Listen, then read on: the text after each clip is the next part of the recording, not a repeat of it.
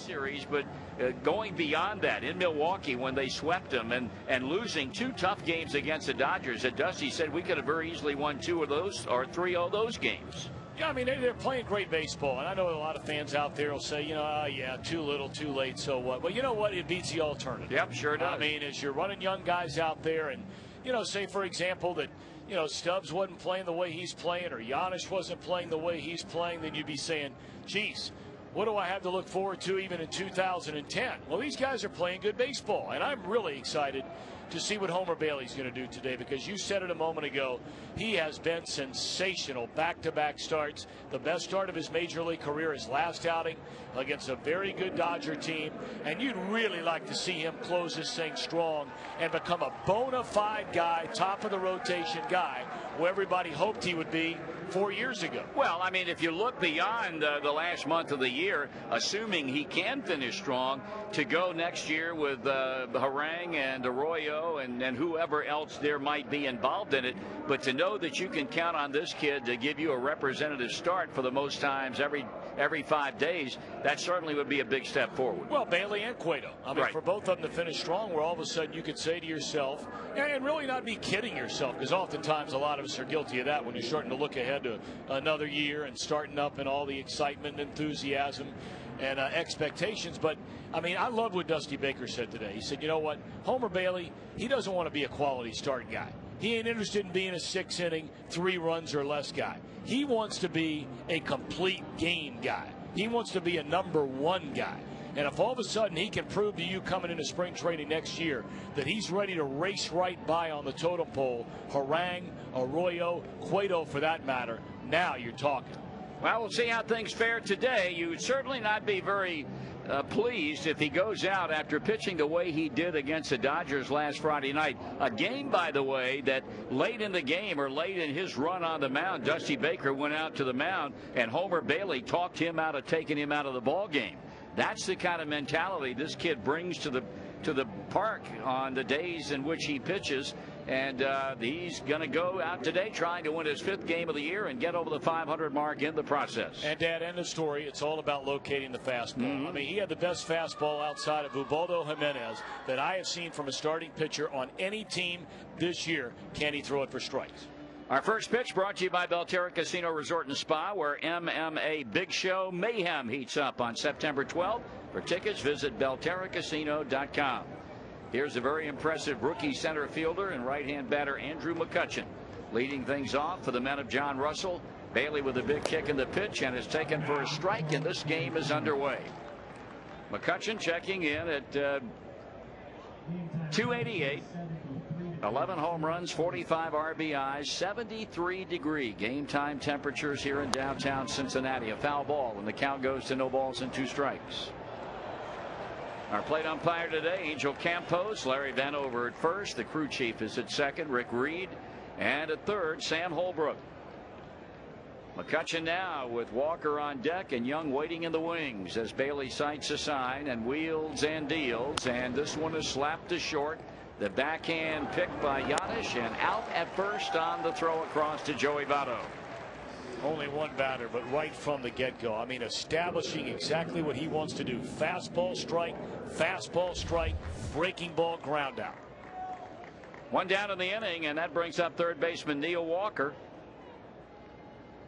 This is a young man making his first major league start. He had a pretty good year at AAA Indianapolis, batted .269 at 14 home runs, 69 runs batted in. Left-handed batter who pinch hit last night, and was it not for an outstanding play by Brandon Phillips at second base, would have had a base hit. 1 strike and nothing to count on the left-handed batting Walker in the wind and the pitch, and that one is fouled back and very quickly. Homer Bailey gets ahead, no balls and 2 strikes. That a 94-mile-an-hour fastball. This guy gets ahead of people regularly. Strike 1 and especially strike 2. He is going to be mighty tough to hit. All arms and legs, this native of Texas, waiting for Neil Walker to get back in the batter's box. And on to the plate he comes, and it's high, a ball. Final game of what has already been established as a winning homestand, no matter what happens today. But the Reds would love to head to Atlanta with a 4-game winning streak, all at the expense of the Pirates under their belts. Swing and a miss. He went up and away and struck him out. That'll bring to the plate the second baseman, switch hitting Delwyn Young with 2 away. And see right there, Dad, is a difference between a guy getting ahead, strike 1 and strike 2. That pitch right there was a ball. In fact, it was a bad split finger. I mean, it didn't do anything. But because you have the batter on the defensive up there at the plate, they're going to chase some pitches that aren't good pitches. Remember, if you're driving around listening to our broadcast on your car or truck radio, please buckle up your seatbelt and make sure everyone else in your vehicle does the same.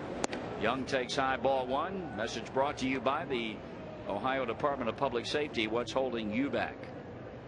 So a ground ball and a strikeout, and Delwyn Young, a .290 batter, waiting on the next pitch from Homer Bailey, and that one is in for a call strike. These two ball clubs still have a goodly number of games remaining. In fact, they each have trips to make. The Reds into Pittsburgh, and then the Pirates come back here for the final 3 games of the 2009 baseball season. 1-1 on Young, batting left-handed. Now the wind, the kick, and the pitch, and it's a swing and a foul the other way, and it curves well back into the upper reaches of the lower deck off the left field line. A ball and 2 strikes on Delwyn Young. Reds have an off day tomorrow, and then we'll open a weekend series of 3 at Turner Field against the hot Atlanta Braves.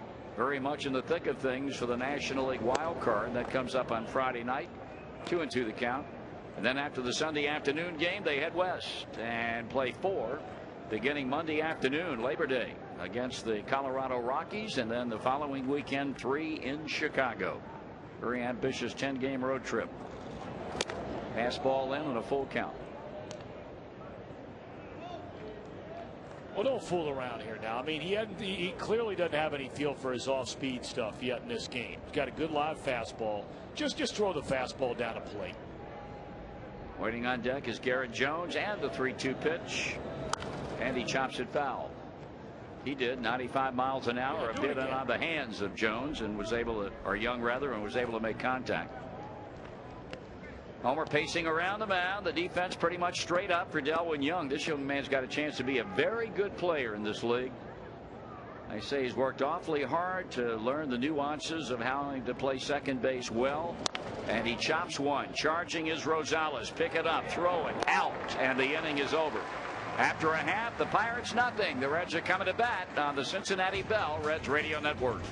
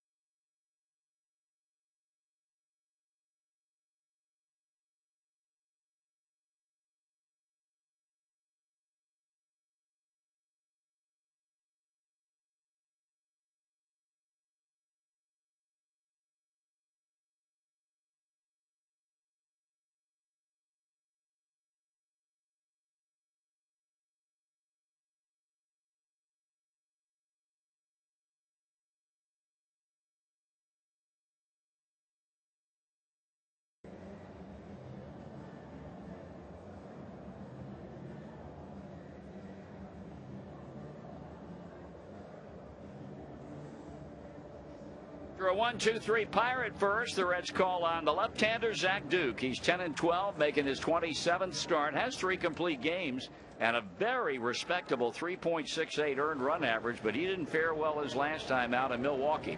He delivers to Drew Stubbs, and the former University of Texas Longhorn takes ball 1 up and away.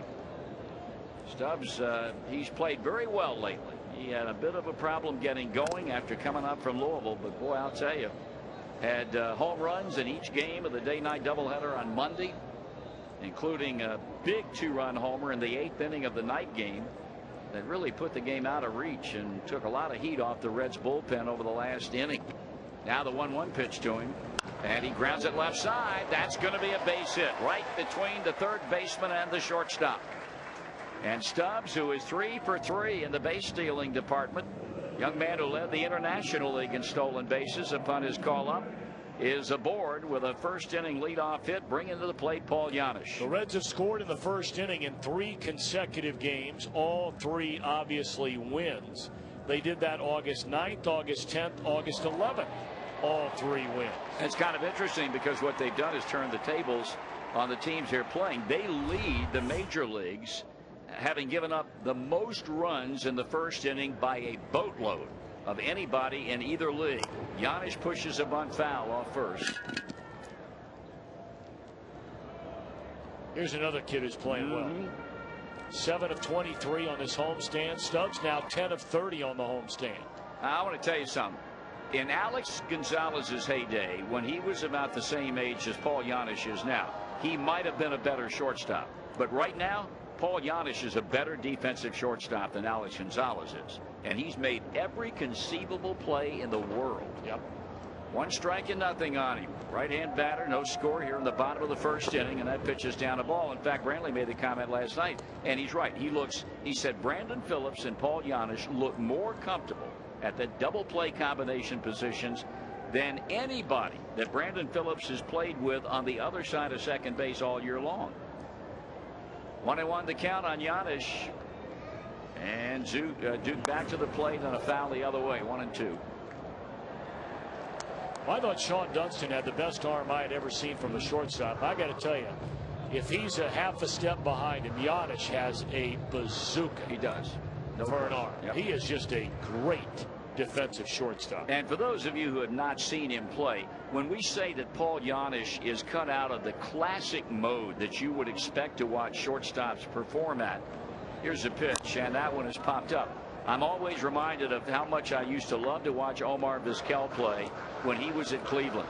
All the motion, all the movements, just classic. And at that last second when they release that baseball to first base, perfect form, and I mean a lot of hemp on it. And that's Paul Janisch. He simply has to be able to hit a little bit. Dusty said a few weeks ago, 250 or better. He can play every day in the big leagues. Ground ball foul to the third base dugout. Well, that average has been on the rise. There's no debate about that. And he's up to 236. I know that doesn't sound like much, but from where he started, it's been pretty good. Drew Stubbs trying to get a read on Zach Duke, has yet to take off for second base. Joey Votto waiting to bat behind Paul Janisch. And Duke studies Ryan Doman. The look to first and onto the plate. And a ground ball to second. That's trouble. Here's the flip onto the shortstop. The throw on to first. And I want to tell you, Delwyn Young made a heck of a play on that ball. In fact, he caught it barehanded. The ball took an exceedingly high hop. He grabbed it with his right hand, flipped on to Ronnie Cedeno. They turn it over for a 4-6-3 double play. Boy, was that nice. Yeah.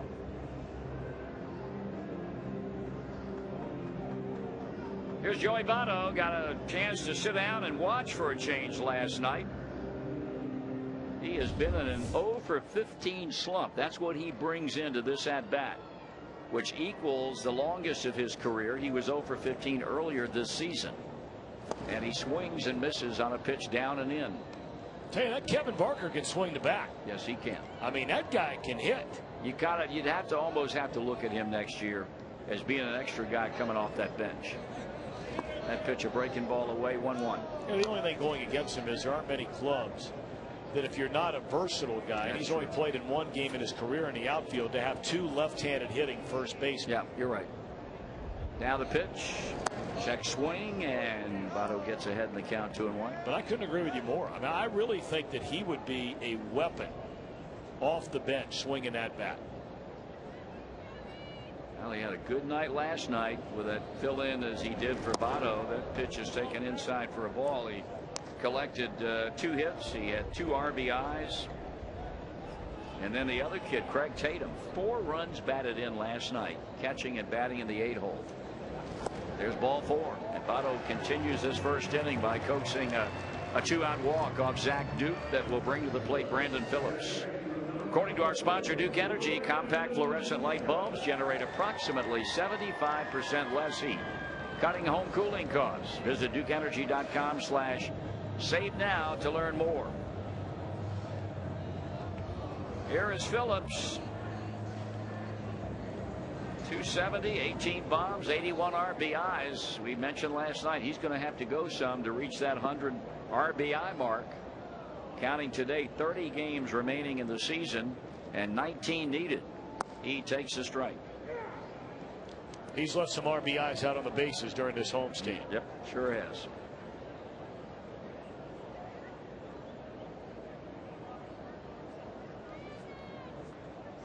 Zach Duke, who has served up 19 home runs this season, or he's given up 1 more than Phillips has hit. Now they've got Votto picked off. The throw to first, the throw down to the covering Delwyn Young, and that's going to be a caught stealing, or is it? Did they call a balk? Apparently they did.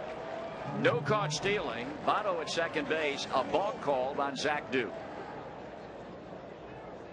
Nobody over there in that third base dugout arguing at all over the decision. So now the Reds are a base hit away from taking a first inning lead.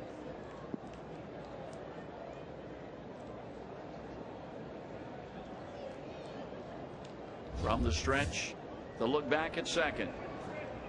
The pitch, and it stays up and away. 1 ball and 1 strike.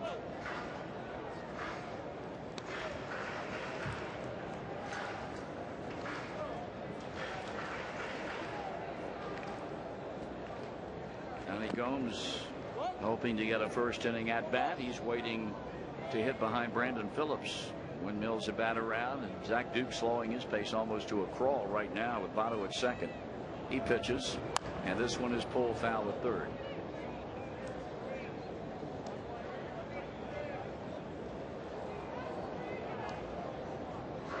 Brandon walking out away from the plate. Some afternoon baseball in other locales today. The White Sox and the Twins in Minneapolis. The Astros and the Cubbies will be getting underway after 2 o'clock in Chicago. The Royals and the A's shortly after 3:30 out in Oakland. Here's a pitch, and that one lined to center field. That ball is going to be in for a base hit. Votto wave. Here comes a throw by McCutchen. It will be cut off. They've got Phillips hung up, but the Reds take a 1-0 lead, and Brandon run down in the rundown between. Oh no, he's still alive. Nobody's been able to tag him yet, and now they finally do.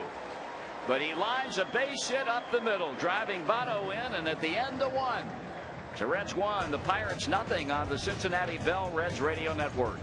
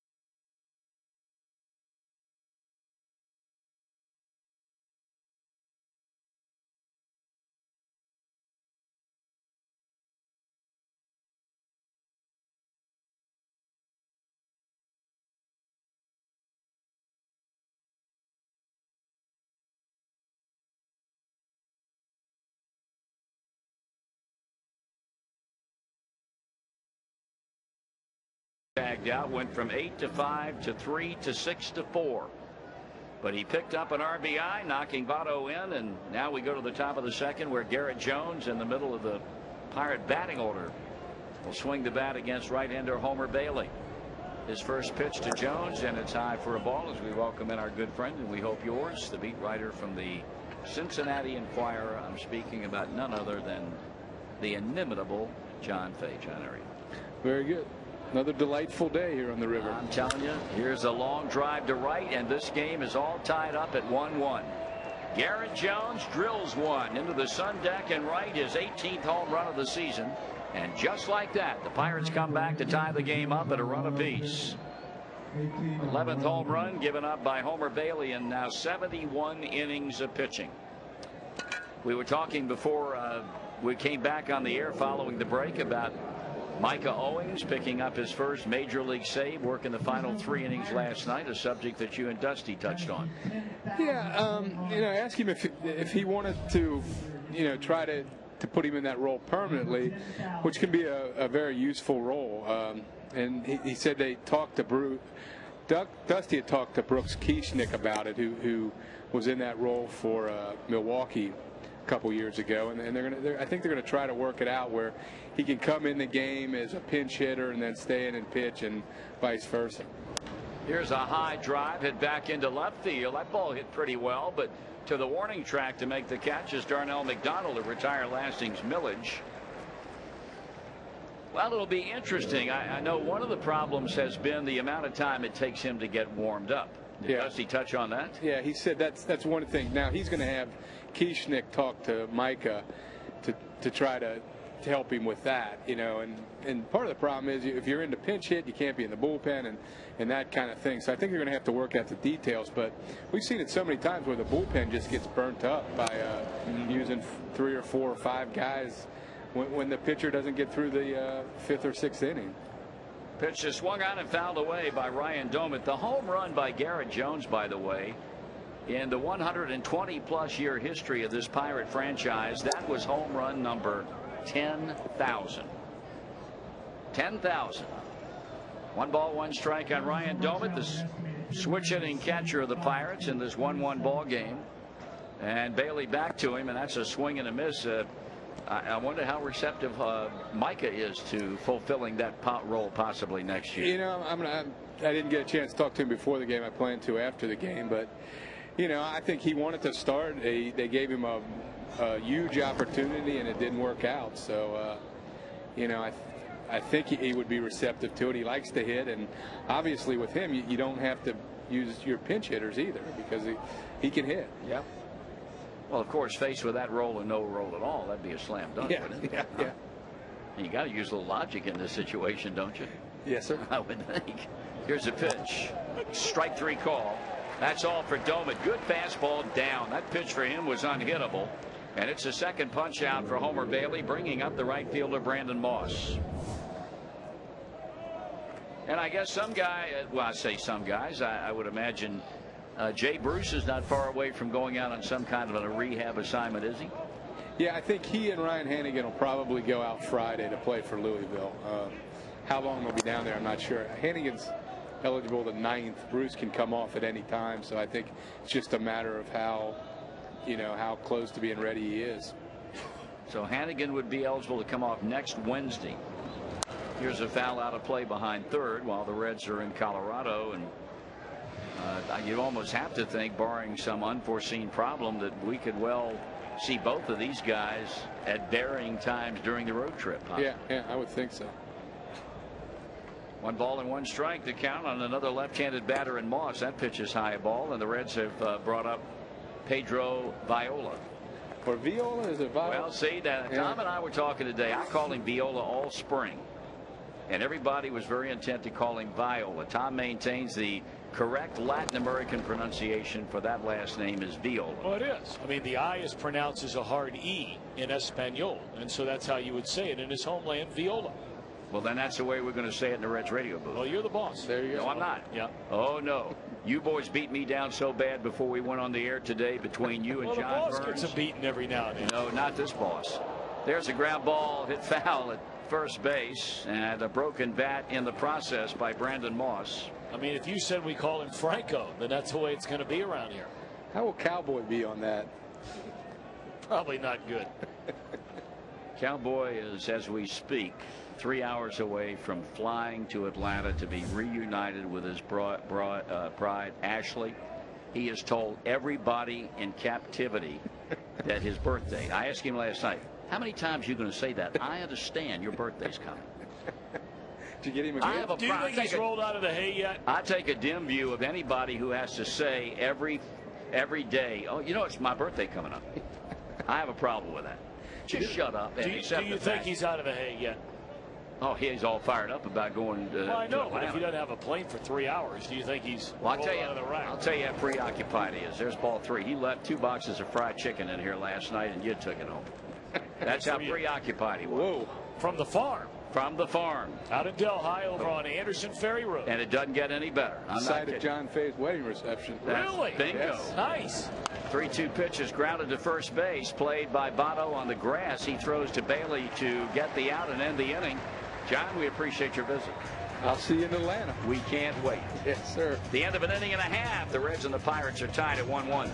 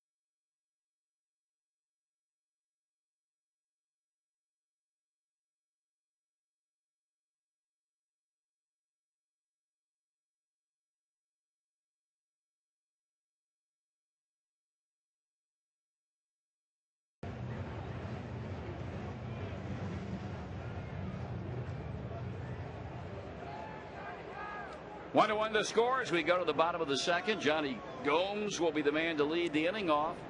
Reds scored in the bottom of the first inning on a base hit by Brandon Phillips. Garrett Jones goes deep to tie it up for the Buccos. And Johnny Gomes swinging a hot bat. Takes it down and away for a ball. Had 3 hits, scored 3 times, knocked in a run, also picked up a stolen base last night. So he was all over the place. And this one is popped up, and it'll be played out in shallow right center field by Brandon Moss. And we'll pause for identification on the Cincinnati Bell Reds Radio Network.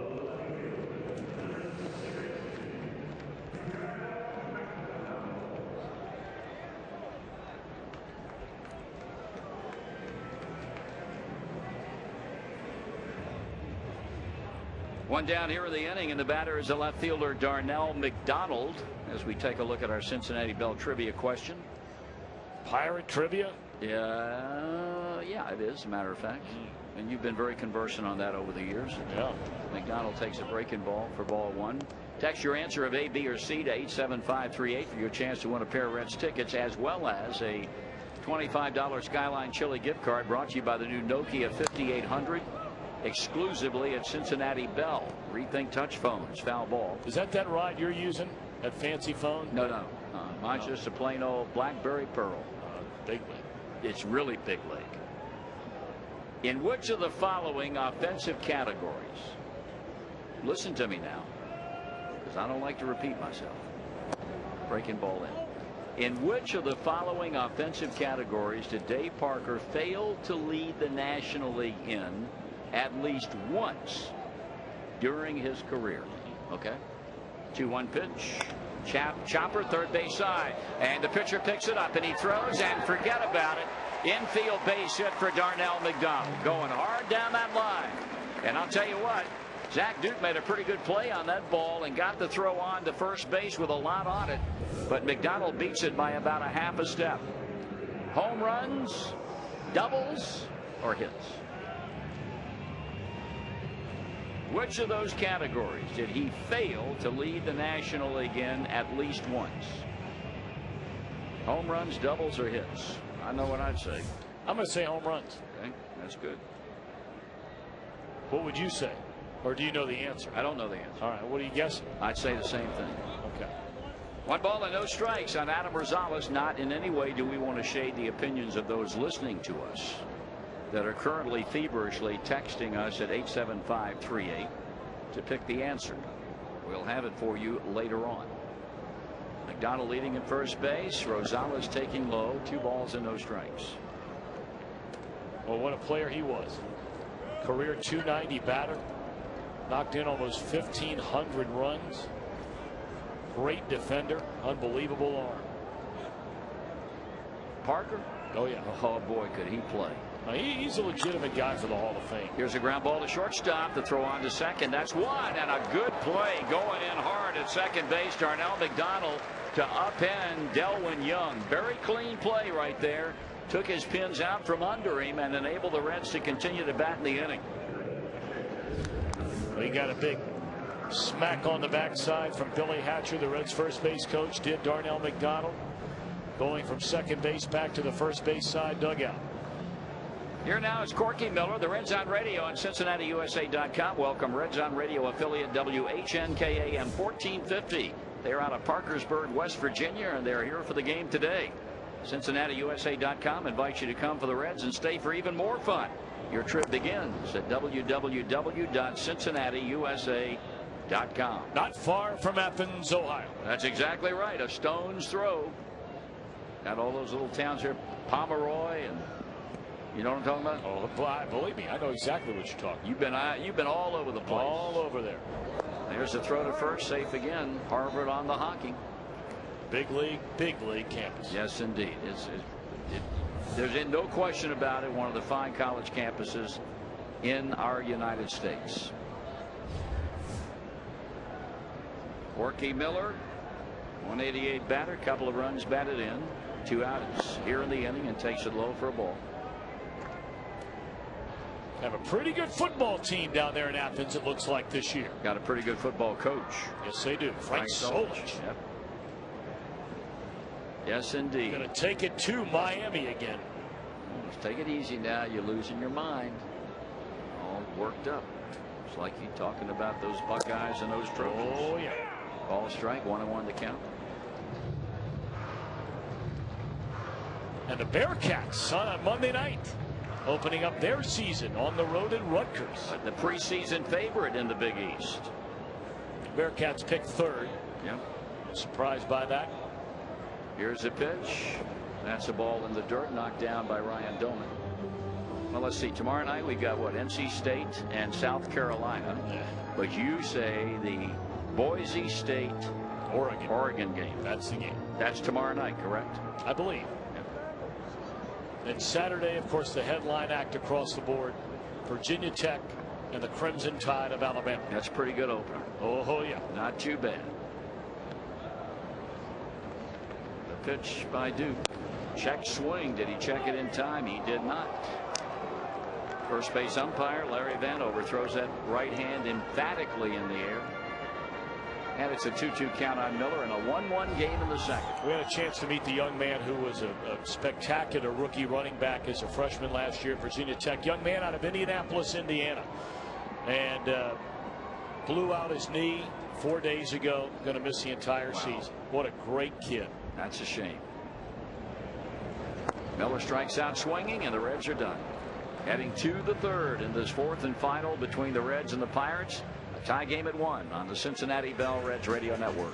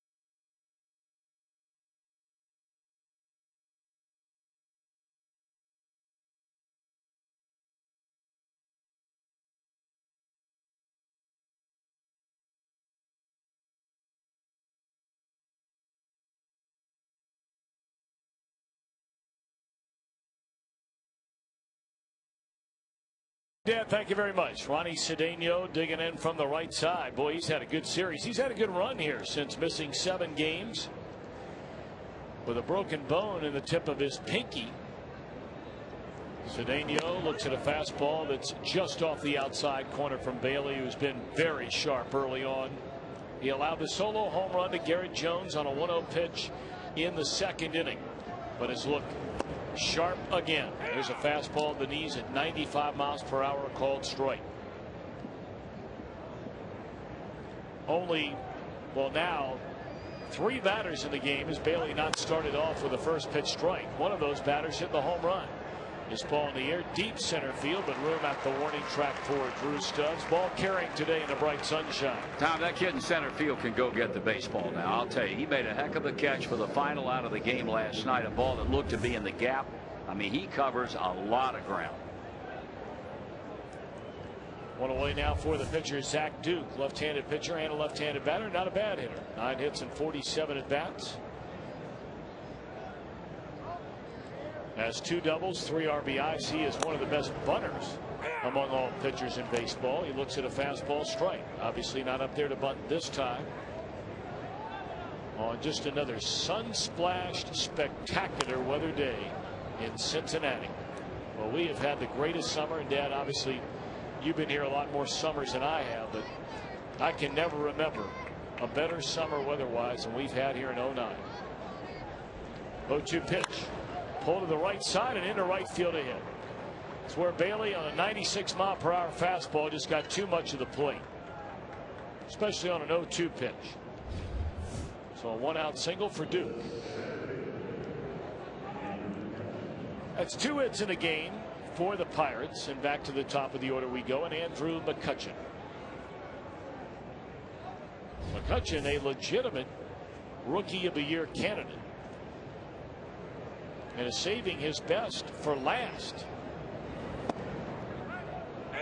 He's gone deep 4 times in his last 9 games. There's strike 1. He ranks 3rd among rookies in slugging percentage, 5th in batting, tied for 2nd in RBIs, 3rd in steals, 4th in runs, total bases, and home runs. In their strike. It looked like Colby Rasmus would be the runaway winner for a long time, but all of a sudden he's leveled off.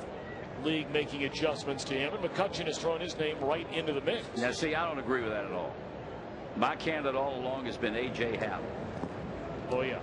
He'll pitch today, I think. All along, even over Rasmus, because that guy has done some kind of job in that Philadelphia starting rotation. What, a 10-game winner, right? Yes, indeed. And he'll pitch, if I'm not mistaken, today against the Giants tonight. Yeah, correct. Boy, what a duel that was last night. Cole Hamels and Jonathan Sanchez, 1-0. Cole Hamels, a complete game, 1-hit shutout. 1-2 to McCutchen. And a breaking ball just never moves, stays high. 2 balls and 2 strikes, 1 on, 1 out, 1-1 game. We're in the 3rd. The kid from Atlanta is pretty good too, Hanson.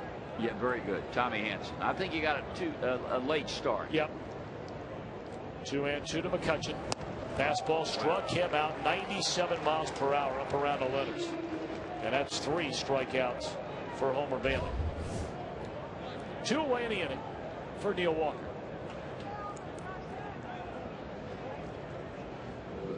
Told you last night, Walker, a Pittsburgh native. Grew up about 20 minutes outside of downtown. First round selection, the 11th overall pick in 2004. Went to Pine Richland High School. Fastball is high. They are underway in Minneapolis. The Twins begin play today, 3.5 games behind Detroit in the American League Central. They're taking on the White Sox, wrapping up that series. White Sox have really slipped. Now 7 back. High pop up by Walker right at the left fielder Darnell McDonald. He comes in to make the catch. Inning over. A hit a man left, middle of the 3rd, a 1-1 game.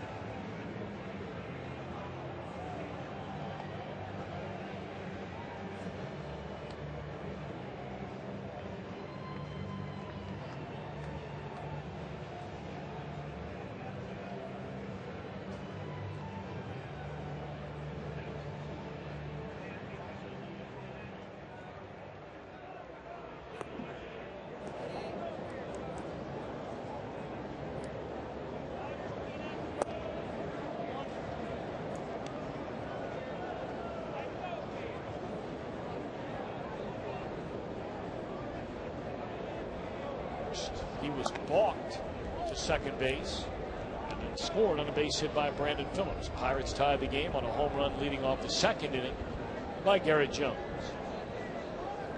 1-0 Bailey. Is a strike on the inside corner.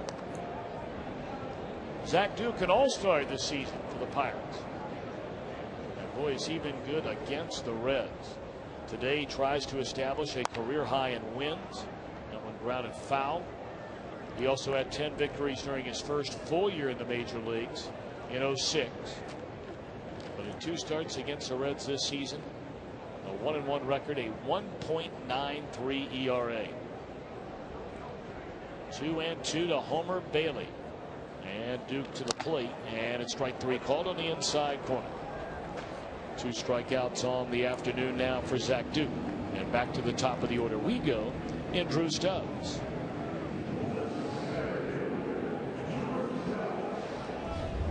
Reds travel tomorrow down to Atlanta, open a 3-game series over the weekend against the Braves. Friday night, great pitching matchup between Bronson Arroyo and right-hander Derek Lowe. The Reds will start Kipwell Saturday, Johnny Cueto Sunday. The Braves starters yet to be determined. We're saying Tim Hudson came back after missing a year following Tommy John surgery. Had a long rain delay before he got started in Florida last night and got the win his first game back. 1-0 pitch to Drew Stubbs in the dirt. 2-0. Stubbs singled into left field his first time up. And a 2-0 on the way. Foul ball straight back out of play into the second deck. 2-1 to Drew Stubbs. 10 hits in 30 at bats on this homestand for the rookie Drew Stubbs.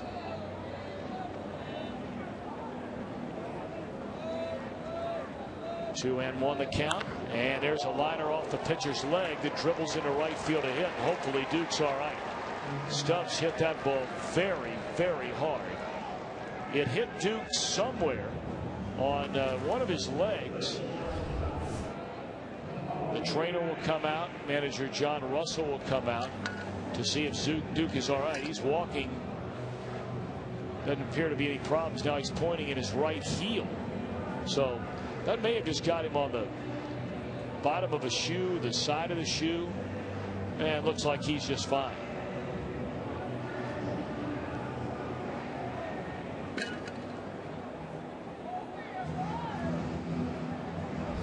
Now the trainer and John Russell, the manager, will go back to the Pirate dugout. We remind you right now at UDF, get your second dip of any cookie ice cream absolutely free. From classic cookies and cream to Blue Moon cookie dough to UDF's really new and really delicious peanut butter chocolate chip cookie dough ice cream. Mercy. If you pardon the expression, delicious. Hurry in. Crunch time will be over soon. Dairy Fresh, Dairy Fun, United Dairy Farmers. Here's Paul Janisch. He bounced into a double play his first time up. And a throw over to first will send Stubbs back to the bag. We know Stubbs stole 46 bases down at AAA this year, was the league leader in that category. And he's 3 out of 3 since coming to the big leagues. There he goes. Pitch taken up and in. Throw to second. Good throw, and they got it. First time Stubbs has been thrown out trying to steal into big leagues, and they're 2 away in the inning. Didn't look like he got a real good jump off the left-hander, Zach Duke. And an excellent throw made by Ryan Doman right on the bag, right on the ground level.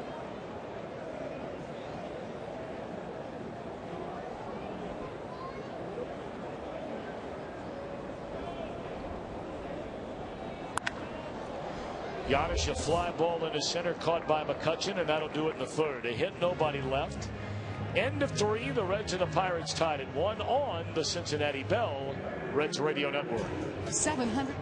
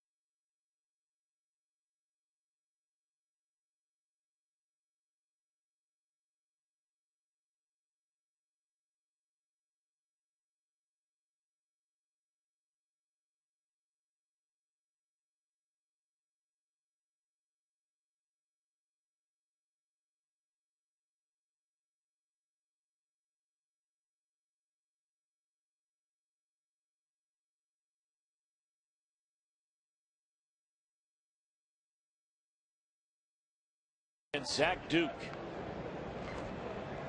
Part of the order for the Buccos here in the 4th inning. It starts with a number 3 hole hitter, Delwyn Young. First pitch fastball and their strike. Garrett Jones on deck, followed by Lastings Millage.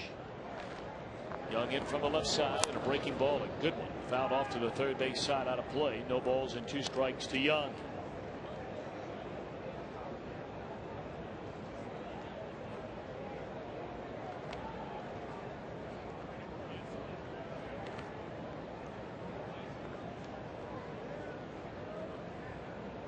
Oh, and 2 to Delwyn Young, and here comes Bailey. A fastball up. He tried to check his swing, couldn't do it, went around. And that is 4 strikeouts in the game for Homer Bailey. Man, does he look good again today. Mercy. This nice run for Homer Bailey began 3 starts ago, including today. One against the Pirates, he went 7 innings, allowed 4 hits and a run. In his last start, the best start of his major league career, a career high 8 innings against the Dodgers last Friday night. Allowed 7 hits, no runs, struck out a career high 7. Here's Garrett Jones, who hit a fastball into the sun deck out in right center field for the Pirates' lone run.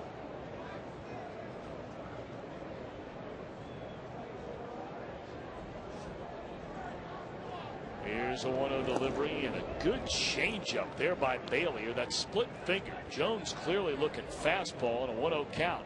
That was the pitch he hit the home run on the last time, a 1-0 fastball. So he thought he would get it again.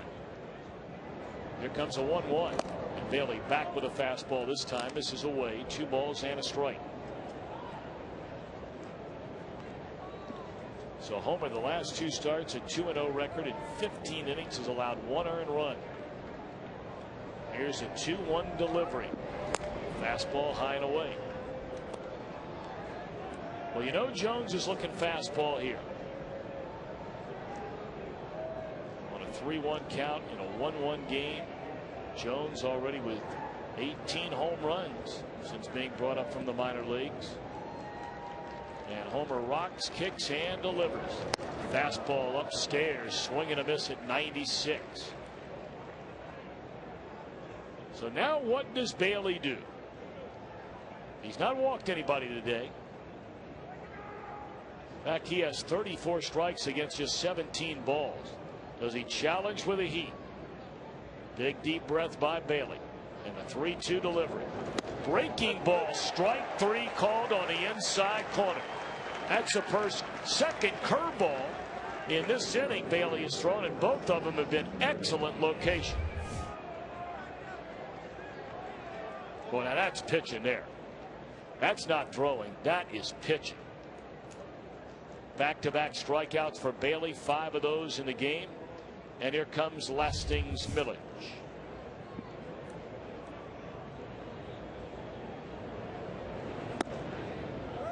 First pitch fastball off the outside corner, didn't miss by much. Ball 1 to Millage, who flied out to the warning track in left field, his first at bat. Reds and the Pirates are tied at 1. Here's a fastball high, 2-0. We are in the top of the 4th inning here at Great American Ballpark in downtown Cincinnati. Reds will not be back for over a week and a half. Fastball outside, 3-0. Now Homer going to walk around the mound a little bit, try to get it back together. The next home game for the Reds won't be until September the 14th.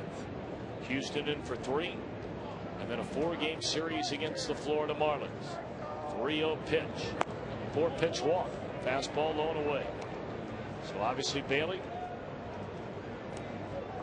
a slight lapse in concentration after striking out the first 2 in the inning. And now he'll face Ryan Doman with a man aboard. The final homestand of the year starts September the 29th. A 3-game series against the Cardinals. Night game, day game. That's Tuesday, Wednesday, Thursday. And then the final 3 against these Pirates. October 2nd, 3rd, and 4th. A day game will be on October 1. Pitch in the dirt, ball 1 to Doman.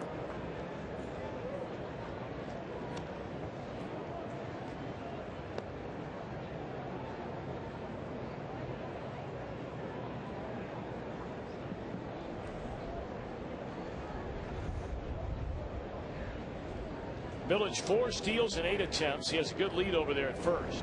And there's a grounder foul off the screen in front of the Reds' first base side dugout. Reds are wearing their red jerseys today with the white pants and the red caps.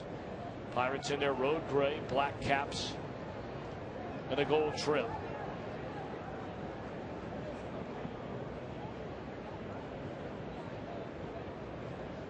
One and one account on Doman. Slightly closed stance. And Bailey will turn and throw to first. They have a big advertisement out in center field. Our flagship home, 700 WLW, to listen to Eddie Fingers and Tracy Jones. Heard the conversation yesterday between Tracy Jones and our good friend Bill Seg Dennison. And Tracy suggesting that Jeff Brantley should not be on the air during this Hall of Fame voting, which comes to an end today. That is a ridiculous statement on the part of my good friend Tracy Jones. Now, you know, if he were campaigning on the air, I would say yes. That's inappropriate because it would give him an advantage that all the other candidates don't have, but he's not done that. So that's a bunch of crap. 1-2 the count on Ryan Doman. Well, you better take that topic up with your good friend Tracy Jones. I take up a lot of topics with Tracy on Jones and Brenneman on baseball. Her twice daily on the big one. Some good, some not so good. 1-2 on Ryan Doman. Now Doman out of the box again. Would you say that more of them lean towards being good or not so good? More of them lead toward being sensational and very insightful. Gotcha. 1-2 the count on Doman. Hooked into right field, and this will go to the wall. Playing it off the wall is Gomes. They're going to wave around the runner Millage. Here comes a throw from Phillips to the plate. The runner's out by 10 feet. That's a terrible decision right there. Millage tried to knock the ball out of Corky Miller's glove, but he couldn't do it. So it goes Johnny Gomes, Brandon Phillips, Corky Miller. Runner cut down on the plate. We go to the bottom of the fourth. Still a 1-1 game. What the hell is that?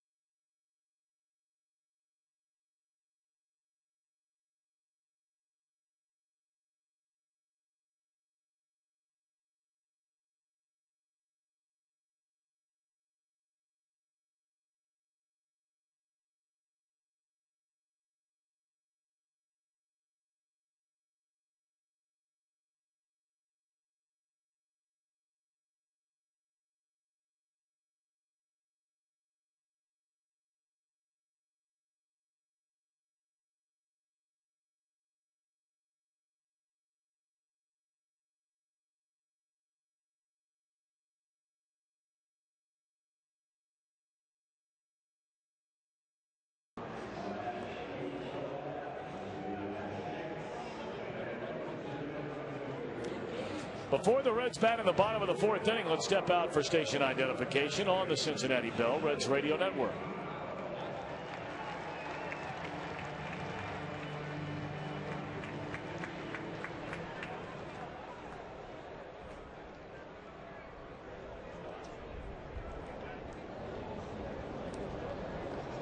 Part of the order for the Reds here in the fourth in a 1-1 game. Joey Votto, Brandon Phillips, Johnny Gomes against Zach Duke. Votto walked his first time up, was balked to second base, and scored the only Reds run on a 2-out single by Brandon Phillips.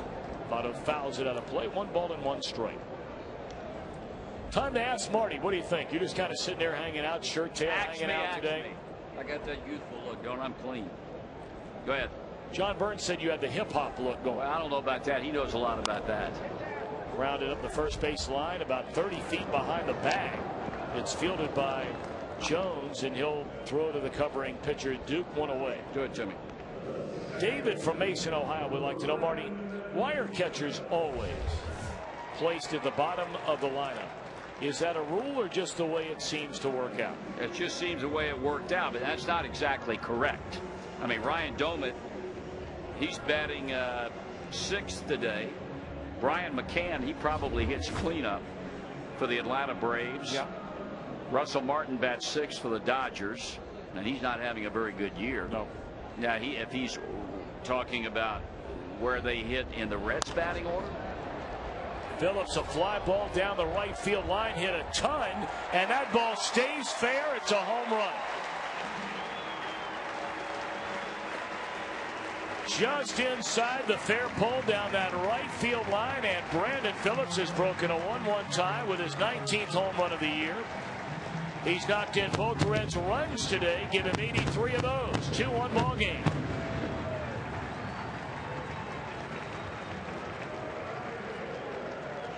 If he's talking about the Reds catchers, they're all light hitters, so they naturally bat down in the batting order. Reds don't have what you would call a dominant hitter, or the kind of guy that you would warrant hitting up in the top part of the batting order. You know, Dad, you and I were talking about this one day last week, and you know, I was looking around at the catchers in the National League this season. Right. I don't think you're going to find 4 catchers in the league that are going to knock in 50 runs this season. You may be right. I mean, it's amazing. I was dead wrong there. I thought it would be more than that, and that it was a rather large revelation to me. Fastball inside, 1 ball. And really, Ramon Hernandez was on a pace to knock in over 75 runs. Yeah. Which would have put him, maybe, had he stayed healthy, maybe second in the league behind Brian McCann. Yep. Fly ball left center field by Gomes, hit pretty well. Millage at the track has room, makes a catch. 2 gone in the inning. All right, so David in Mason, Ohio, thanks for your question. You still have time to get in. Send a question to Ask Marty. Ask me. Via email to redsonradio@reds.com. And again, as always, we thank our good friend John Burns and the folks at CBTS, the Cincinnati Bell Company, Technology Solutions for Business. Spent a lot of time today with John Burns. We did. Here at the ballpark. Great to see him. Sometimes fortunately, sometimes unfortunately. I would always say fortunate. Sure you would.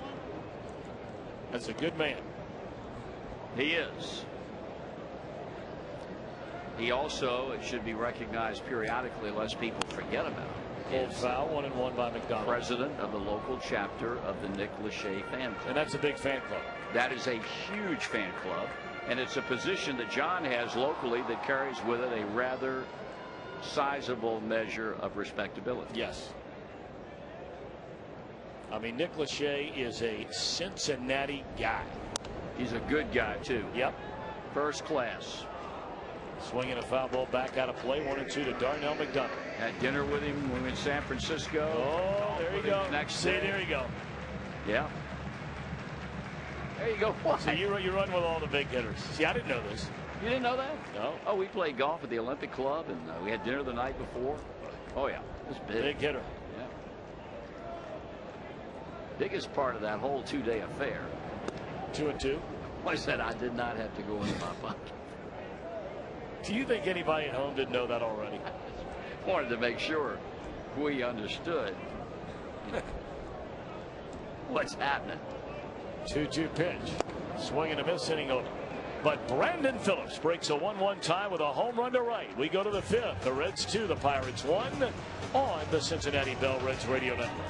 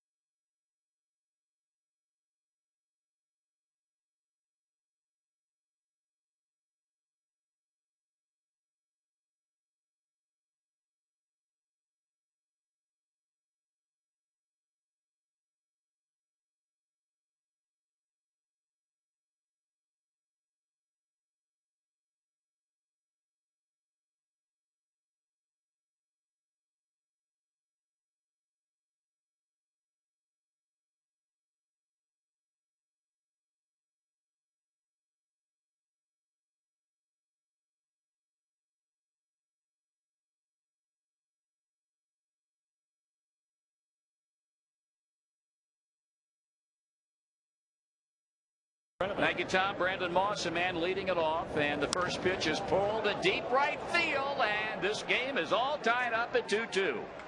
The pattern has been incredible. Reds scored in the first. Home run by Garrett Jones in the second. Reds score in the fourth on a Phillips home run. First pitch hitting, Brandon Moss deposits one in the bleachers in right. His 7th home run, and this game is tied up again, this time at 2. Jeez. So they've had 4 hits, have the Pirates, and half of them have left the yard. Here's Ronnie Cedeno, and you don't want to have any undue mistakes against this kid as the first pitch comes in there for a call strike. Ronnie has hit 4 home runs with the Pirates, but he had 5 when he was with the Seattle Mariners. 1 ball and 1 strike. He hit a ball well to center field back in the 3rd inning. So Homer having trouble keeping the ball in the yard today.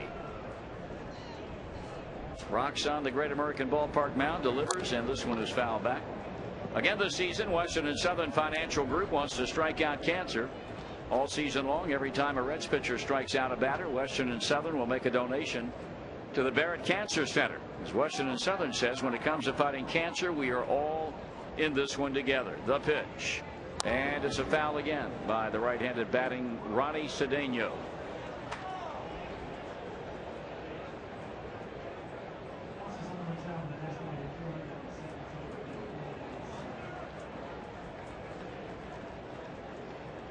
One and 2, and holding the wind, the kick, and the pitch, and a ground ball slapped to short.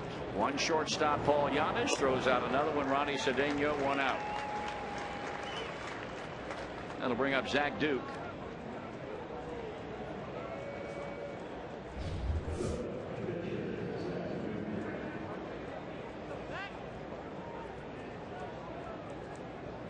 Duke had a base hit to right field in the 3rd inning.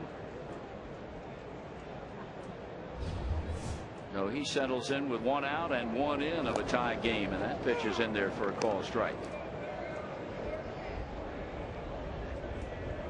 As mentioned, the Reds have a day off tomorrow. They travel late in the afternoon to go to Atlanta. Pitch off the outside edge, and the count's a ball and 1 strike.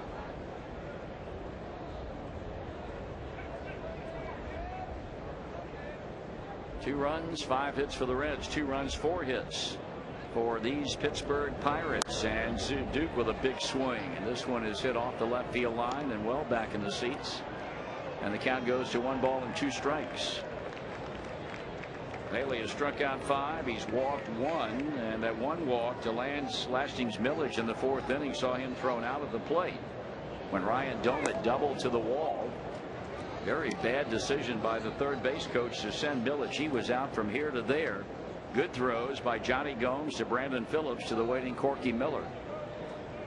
And now with a 2-2 count, Homer Bailey tries to put Zach Duke away, and he gets a piece and fouls it off right at the plate.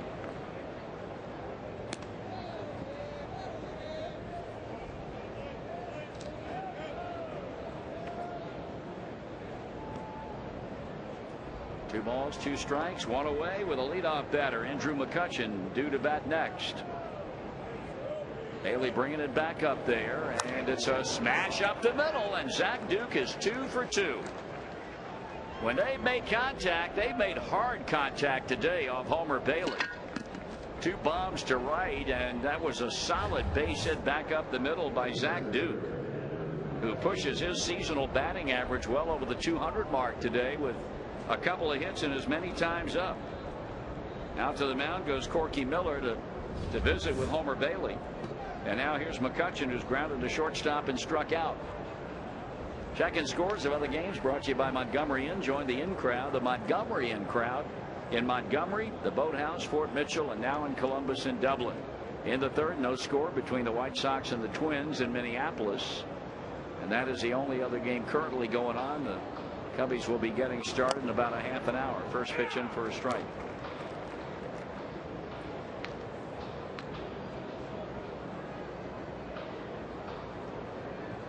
Infield looking for the ground ball as Duke leads. McCutchen takes that one in the dirt for a ball. You know, there are many great things that make living in this city the special place it is. I know, I've been here 35 years. We lost one of those treasures when Eric Kunzel passed away.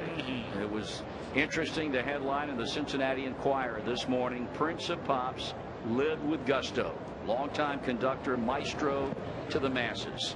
The Enquirer did a sensational job in honoring the memory of Eric Kunzel, passed away at his summer home up in Maine yesterday.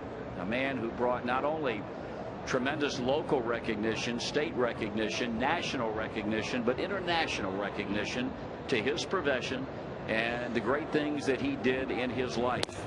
That pitch is taken for a strike, and we certainly extend our sympathies to the Eric Kunzel family, to his wife Brunhilde. He certainly will be missed in this community and in the music world all over the world. There's no doubt, been here since 1977. Yep, and boy was he something. Tremendous Reds fan, just a man for all seasons, to be honest about it, and what a talent. You know, Dad, our good friends Pat and Eddie Shepard up at the Mount Adams Bar and Grill. Eric used to come up there 2, 3, 4 days a week for lunch, and I mean, had so many people that just thought the world of him. That when after he was diagnosed back in April with cancer, they would come up to have lunch with him and see him on a regular basis and spend time with him. Strikeout swinging by McCutchen for the second out of the inning. That's 6 of them now for Homer Bailey, who goes to work on Neil Walker. Well, it's just a tremendous loss for this community and for the business that he served so honorably in for so many years. I mean, he's made this one of the top 2 or 3 destinations now as far as becoming the conductor of the Cincinnati Pops of anywhere in the United States. 1 ball and no strikes. And the interesting thing about one of the pieces the Enquirer did this morning, talk about his close personal friendship with Dave Brubeck, who was a tremendous musician in his own right, a jazz musician, that Eric Kunzel was able to get people like Ella Fitzgerald to come and perform with the Cincinnati Pops Orchestra, and other famous names in the music world who might not otherwise go to any other city and perform for any other Pops Orchestra, but they did it for Eric Kunzel. Here's a broken bat ground ball, foul at first. I'll tell you, you just brought up a good point. People don't realize it because he hides it so well, but Eddie Shepard has some measure of culture about him. Boy, does he cover it up. He covers it up extremely well, but he was on a first-name basis with Eric Kunzel. He is very close to Carmen De Leon, who is a next-door neighbor of mine out in North Avondale, and who is a great guy in his own right. Those people... And Mike Reed. I mean, best of friends with Mike Reed. And quite honestly, truth be known, Eddie has no right to be friends with those people. I mean, they have a measure of culture that he cannot in any way relate to. But yet he manages to bridge the gap, so to speak. There's a call strike. I think probably the end of the day, those folks would tell you, a guy like Carmen De Leon, Mike Reed, if God rest his soul, Eric Kunzel was still here, that we tolerate Eddie Shepard. Here's a pitch. Here's a smash, backhanded by Phillips to a knee, bouncing up, throwing to first base. The inning is over. Brandon Moss homers, and we are once again involved in a tie game at the end of 4.5. Reds 2, Pirates 2.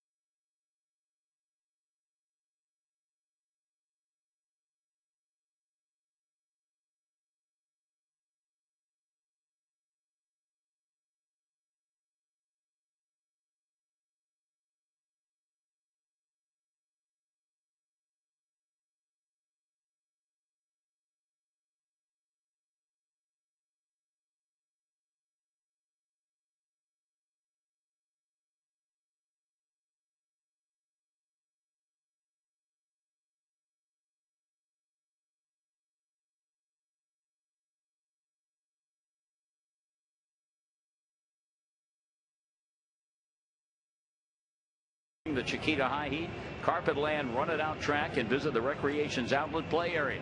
Get your Reds tickets right now at 381 Reds or visit Reds.com. You know, Dan, even though the Reds aren't having the kind of year everybody hoped, you know, there still are some home games to come down here and just enjoy a ball game. No and for question. the kids in those areas you just talked about, I had my kids down here on Sunday. Well, it's really interesting. The first pitch in for a strike to Adam Rosales. I am constantly told by guys in our profession coming into this ballpark for the first time about what a tremendously fan-friendly park this is. Yep. And how enjoyable their stay was. And, you know, I guess sometimes maybe you take for granted what you have if you live here. But you travel around, see some of the parks in baseball, and some of them can't hold a candle to this park in terms of the fan-friendliness. Here's a 1-1 to Rosales. Here's a chopper left side, gloved by Cedeno, unloading, and he got him. Well, the people that work around the ballpark, they're very friendly. They'll help you out. But those kids areas, Yep. I mean, Polly and I have brought the kids down to a number of games over the last 3 years, and they just have a ball here. And the kids love the mascots. I know as adults we all get a little jaded by the whole mascot thing. That's okay. Kids love them. I mean, Gapper, Mr. Redlegs, Mr. Reds, Rosie Red, they're all over the ballpark. If you're a kid in the stands, you're going to meet one, if not all of them, over the course of the game. Here's Corky Miller now with one out, and it's high ball. I want to extend a belated happy birthday greeting. Should have done it yesterday, didn't. To Betty Snyder. Betty, one heck of a lady and a woman who has gained a certain measure of notoriety. Here's a high pop-up behind the plate because she is the mother of Dave Snyder, who is the former director of vertical transportation with the Cincinnati Reds. And Betty celebrated a birthday yesterday. Dave has been teaching gym in the Cincinnati public school system for 25 years now. Said if they ever have a reunion, he'll be happy to come back and one more run the elevator. Funny man. Oh. And congratulations to Betty on another milestone birthday. Hope it was a good one. Swing and a miss by Miller. Certainly congratulations in order for my good friend Charlie Lucan. We understand he's engaged. I have not met the very fortunate young lady. But I did place a call today to Chaz to congratulate him in my own inimitable way. There's strike three call. Is that what you call that? Yeah, it was. It's a little different. Here's Homer Bailey with 2 out.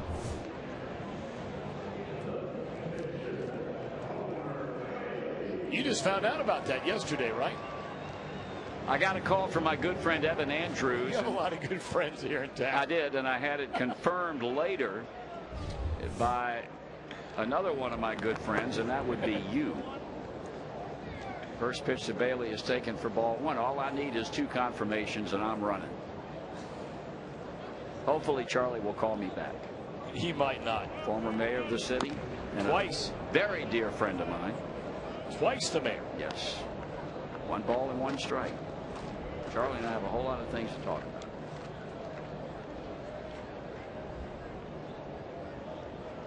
What does that mean?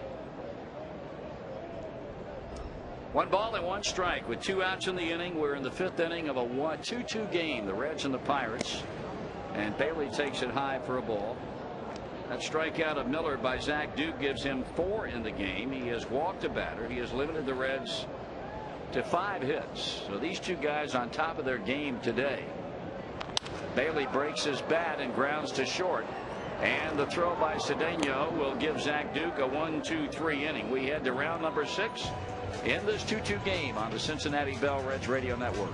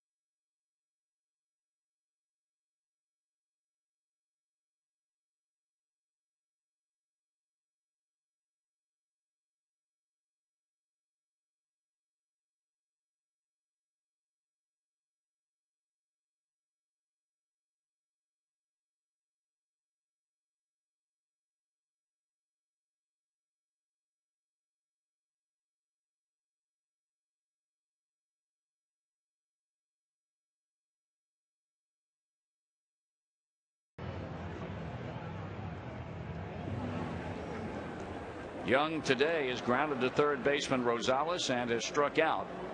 Bailey's had 6 of them through the first 5 and giving up 5 hits.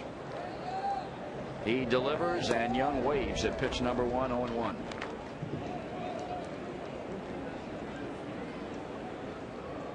Pirates trying to get out of town and avoid being swept in this series of 4. That's a foul, and the count's 2 strikes on Young. And I'll tell you, the way the Reds are playing right now, and you don't know what's going to happen on this road trip. Admittedly, a very difficult trip.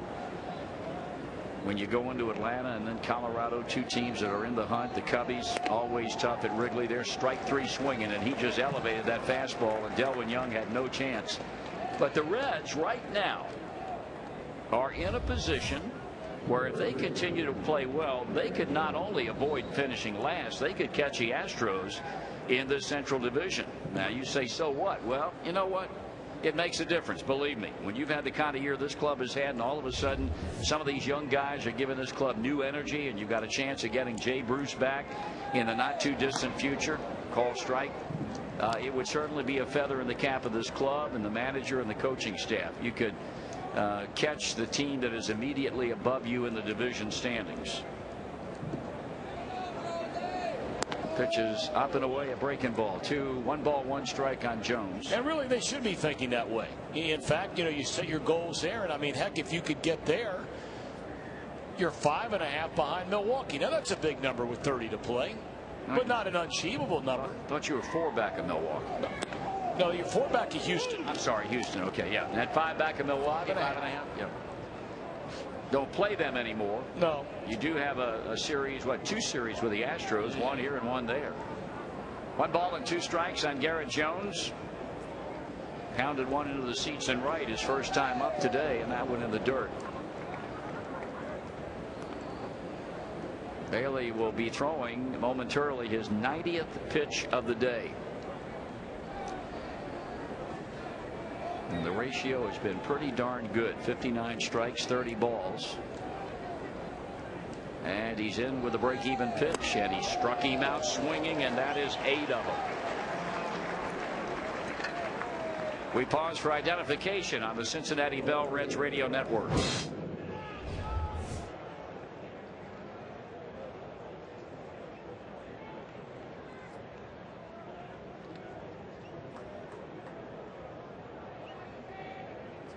Back-to-back strikeouts. First, Al Jones, and the 8 that he's had today. Homer Bailey represent a career high in a game, and he starts out the right-handed batting Millage with a strike. Well, Dan, that's back-to-back games now. Career high 7 his last start, 8 today. 15 punch-outs in the last 2 starts.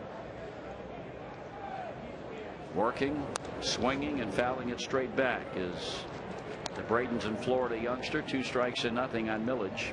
I don't know what's going to happen today, Dan, but I mean, I am just amazed the difference in Bailey. This looks like a whole different animal. He is getting the ball. He's confident. He's throwing a lot of strikes.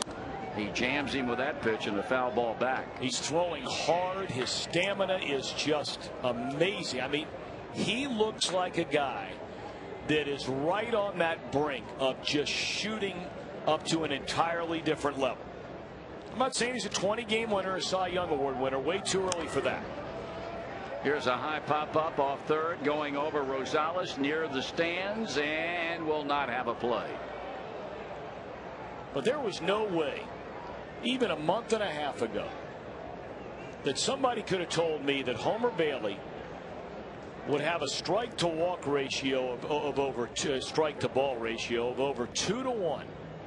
In 3 straight starts. I'd have never believed it. And I mean, when he walks out there right now, I guarantee of the 30 balls he's thrown today, probably 9 or 10 of them were in counts where he was 0-2 and 1-2, and he was just trying to get the hitter to chase a bad ball. He had a brief meeting with Corky Miller, who's now back behind the plate hanging a sign. Ball 1, strike 2 on Millage, and he fouls it off to stay around. Make it an 0-2 count and holding. Now, at the rate he's going right now, I would think, assuming he can get Millage out and end the inning, that he'd come back and pitch the 7th. Right now sitting on 95 pitches. And he works. And that one's a fastball away. 98 miles an hour. The one thing he also does when, and you touched on it relative to the subject of stamina, he retains his velocity. You don't see any drop off whatsoever in his fastball. That one is hammered to right. That ball is hit well, and it'll be off the base of the wall. Millage will end up at second base with an opposite field 2-out double. That ball got out there right now. And that's where Homer's got to make that, again, one more step, and it's a big step. It's one thing if you get beat, guys hit the ball in the seats, or find the gaps down the line on 2-0 pitches, 2-1 pitches, 3-1 pitches. You're putting yourself in that hole. But when you get ahead, guys, 0-2 and 1-2, that fastball can't get that much plate. Well, here's Ryan Doumit. He's gone from one extreme to the other with him today. Struck him out in the second, but then he pulled Bailey hard to the wall for a double in the fourth inning. That was the play that they tried to send Millage home on from first base, and he was thrown out to end the inning at the plate. 1 ball and no strikes. So the go-ahead run standing at second, 2 down in the top of the 6th inning. The look in the pitch, and it's in the dirt, and a nice stop by Corky Miller. He was able to keep that ball out in front of him. And Bailey behind now, 2 balls and no strikes. Homer's got to really bear down here now. I mean, next pitch will be his 100th of the game. That's not a big deal for him. But in a 2-2 tie, runner in scoring position, 2 men out in an inning, and you fall behind 2-0 against a guy who's already hurt you once with a base hit in this game. He's got to be very, very careful here. Straightens up on the mound, looks at second, and comes with a 2-0 pitch to Ryan Doumit, and missed badly with it. Ball 3.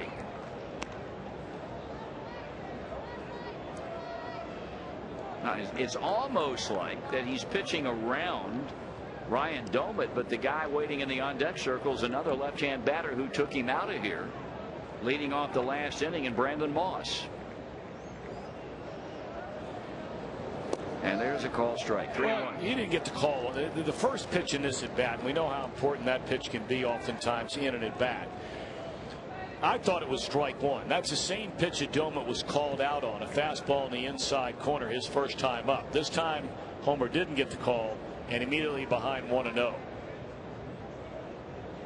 Continue his work with Ryan Doumit.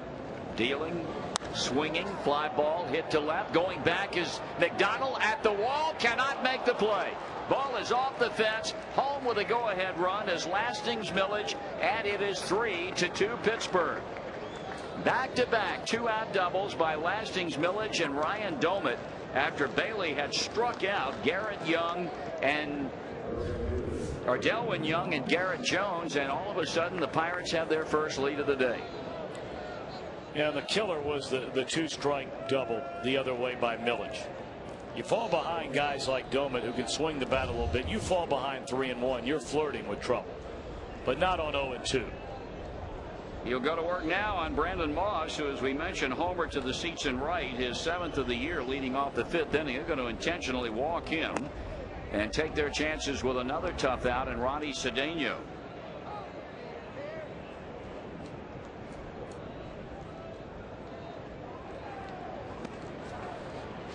This will go down as the 2nd walk of the day allowed by Homer Bailey, who runs into some very unexpected 6th inning problems. And all it does now is continue to run that pitch count up, which makes you wonder whether or not he'll go back out in the 7th inning. And this is where Homer's got to take something away from this game. Obviously, you hope that he can retire Cedeno and keep it a 3-2 ball game with his team coming to bat in the bottom of the 6th. But these are things he's got to learn from, and he's going to have at least 5, if not 6 more starts the remainder of this year. Dick Pohl, the Reds pitching coach, on his way out. So he will visit with Homer and battery mate Corky Miller before Cedeno steps in, and the shortstop of the Pirates today is flied out and grounded to shortstop. Doesn't appear to be any activity in the Reds bullpen. You've got Cedeno now with the pitcher coming up next. But that spot has been a productive spot for the Pirates today. Zach Duke is 2 for 2. And again, there's another example of some of the little things that need to start getting cleaned up now that he's gotten to a point where he's throwing a lot more strikes. He has a lot more confidence, you know, allowing an opposing pitcher who we brought up's a good hitter. I mean, Duke had 9 hits coming into the game on the year, but you can't give up 2 hits to Zach Duke. Well, you got to get Ronnie Cedeno out now. 2 on, 2 out with a go-ahead run already home, and Cedeno looks at strike 1. This was a very good pickup by the Pirates. He was involved in the deal that sent Jack Wilson to the Seattle Mariners. And I think Ronnie Cedeno has impressed a lot of people with his play. I know that Reds Dusty Baker made the comment the other day about what a good job this young man has done. 1 ball, 1 strike.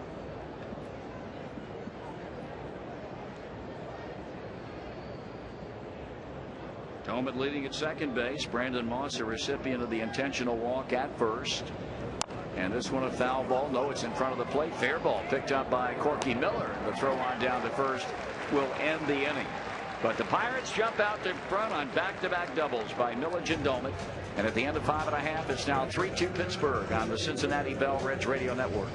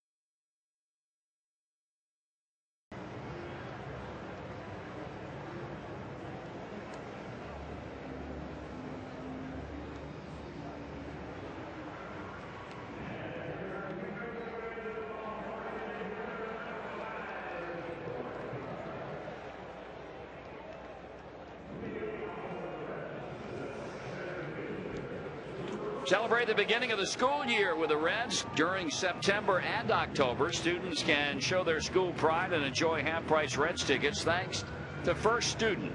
From preschool to grad school, all students can receive half-price tickets for select seating sections here at Great American Ballpark. Purchase tickets at the ballpark ticket windows or reds.com/students. Well, let's see how Zach Duke fares now. He has the lead for the first time today as he faces Drew Stubbs at the top of the batting order, and the fastball is high, ball 1. Stubbs running that batting average up now to 265 as a result of singles his first 2 trips in. He shows bunt, but now takes a sharp breaking ball inside 2-0. Well, a story that appears to be on its way to having a happy ending, dealing with our old friend Aaron Boone, who, having returned to the major leagues with the Astros yesterday. Here's a 2-0 pitch, and that is hammered to center field. Hit well, going back. McCutchen looking up, out of here. Drew Stubbs takes Zach Duke straight away to the lawn in center field. His 3rd home run, and that ties this baby up at 3 apiece. Wow.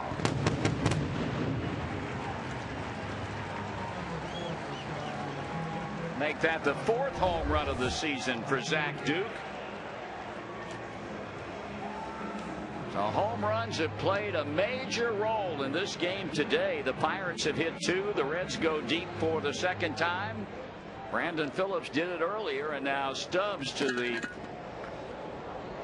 grass out beyond the center field fence. And it's a 3-3 tie here in the 6th inning. I got to tell you, Dan, I mean, when you look at his minor league numbers, there is nothing that would have led me to believe, and we had not seen him play a lot outside of a spring training game here and there, but nothing would have made me believe that this guy was going to be a home run threat. He had 3 home runs all year at AAA, all year. Yep. And now 4 of them, and I mean, they aren't cheapies, any of them. That pitch is down and away, and the count's 2 balls and 1 strike. Well, that home run by Drew Stubbs traveled an estimated 415 feet. Tail of the tape, a service of Grand Victoria Casino and Rising Sun. Take your fun a little bit further. Here's a ground ball, knocked down by the third baseman, recovers and throws, and safe. First baseman came off the bag. In taking that throw off to the right from Neil Walker, Garrett Jones had to come off the bag, and there's a go-ahead run, and Paul Giannis, if the Reds can get him around.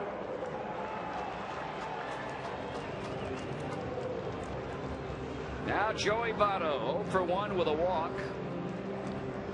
So he now has suffered through a career high 0 for 16 string as he steps in here to hit off of Zach Duke. The Reds have tied it up on a long home run by Stubbs. Giannis reaches on a throwing error by Neil Walker. And now here's Votto. And Joey waves at it, strike 1. We're talking about Aaron Boone. He's in the lineup for the Astros today, just 5 months after having open heart surgery. 36 years old. He is in the Astro lineup at Wrigley Field today, playing first base. And boy, what a great story this is going to turn out to be. Here's the pitch. Swinging fly ball, stung center field. McCutchen will not get it. The ball rattles around on the wall. Wow, Reds caught a bad break. That's a ground rule double, and the lead runner Giannis will have to go back to third. He scores easily on that ball, but it took a bounce and flipped right over the wall. And it snaps that 0 for 16 string for Joey Votto, and the Reds are doing an offensive number here in the 6th inning on Zach Duke.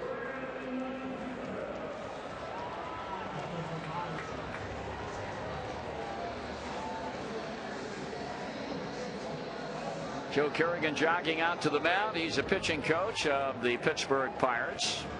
Reds now have him at second and third, and waiting to hit is a man who's already had a big day. Brandon Phillips with a single and a home run and 2 RBIs. Well, you'd really like to get 2 here, and really there's no reason why you can't. I understand at times it's easier said than done, but you get a couple of decent fly balls. I mean, heck, a ground ball to the right side of the infield takes care of this. If they're going to pitch to Phillips, it looks like they are. Kerrigan back in the dugout. Duke steps on and looks in, and it doesn't appear to be any activity going on in the Pirate bullpen. Here's a pitch to Phillips, and that's a strike.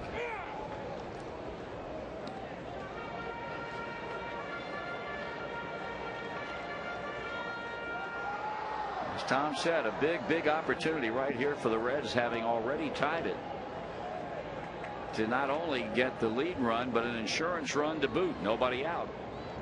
Phillips swings and misses 0-2. Actually a foul at the feet of catcher Ryan Doman, and now they've got a pitcher up and throwing. The Pirates do in their bullpen.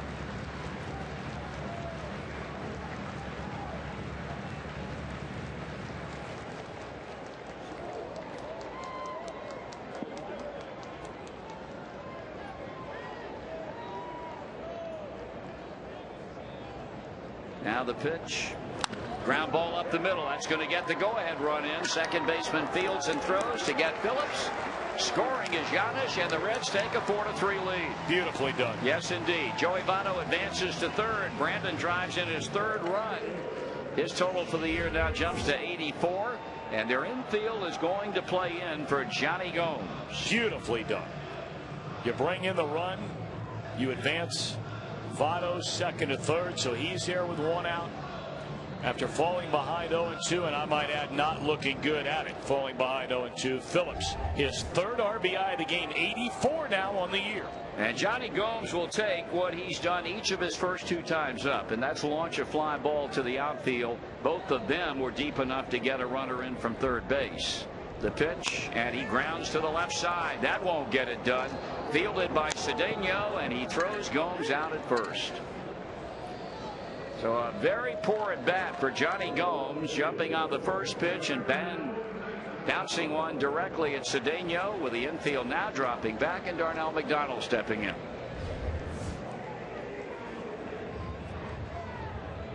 Infield base hit and a strikeout. That's been the bat story on the Reds' left fielder today.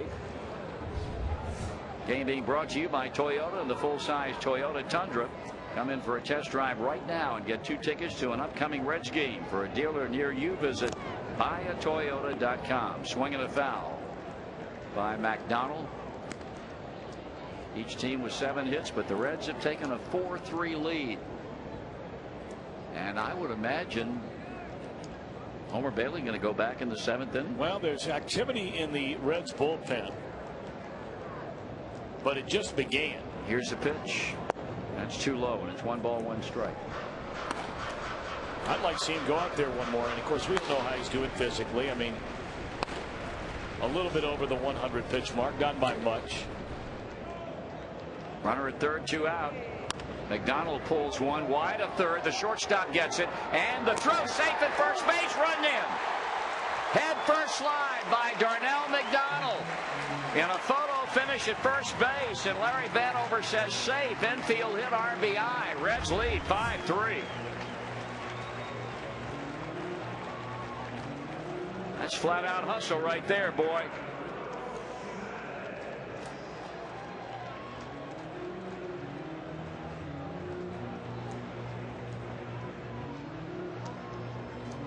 Now it'll be Adam Rosales. He is 0 for 2. A 2-hit day for Darnell McDonald. He drives in his 3rd run.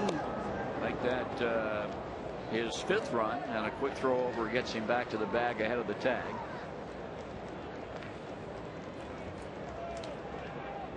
Rosales very well could be the last batter for Zach Duke. Surprising, quite honestly, that he's still out there. He delivers to Rosales, and the pitch a breaking ball down and in. Steven Jackson, a right-hander, has been throwing for quite a while now in the Pirate bullpen. I would imagine he's ready in the event John Russell wants to make the change. This has not been a very good inning at all for Zach Duke, who had the lead when he went to the mound to face a leadoff batter, Drew Stubbs. And Stubbs promptly took him out of here to center to tie it up, and the Reds have since scored twice more to lead 5-3. Ramon Ramirez is the right-hander getting loose in the Reds pen. 2-0 the count on Adam Rosales.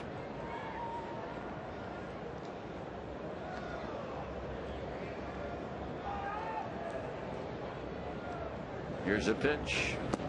That's a ball. 3-0. Steven Jackson ready in the Pirate pen. Duke's spot is due to lead off, as you mentioned, in that top of the 7th inning. So John Russell hoping he can coax one more out of his left-hander. Well, he's a pitch away from walking Rosales and facing Corky Miller. And there's a call strike. 3-1.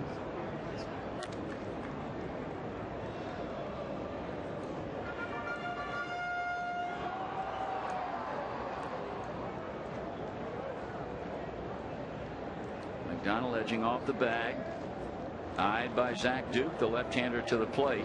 And a ground ball base hit into center field. And the hits just keep on coming for Cincinnati. Solid single on the ground up the middle by Rosales. Bringing now Miller to the plate. And John Russell still not yet making a move toward the mound to bring Jackson on to face Corky Miller, and apparently Zach Duke will stay around to face him.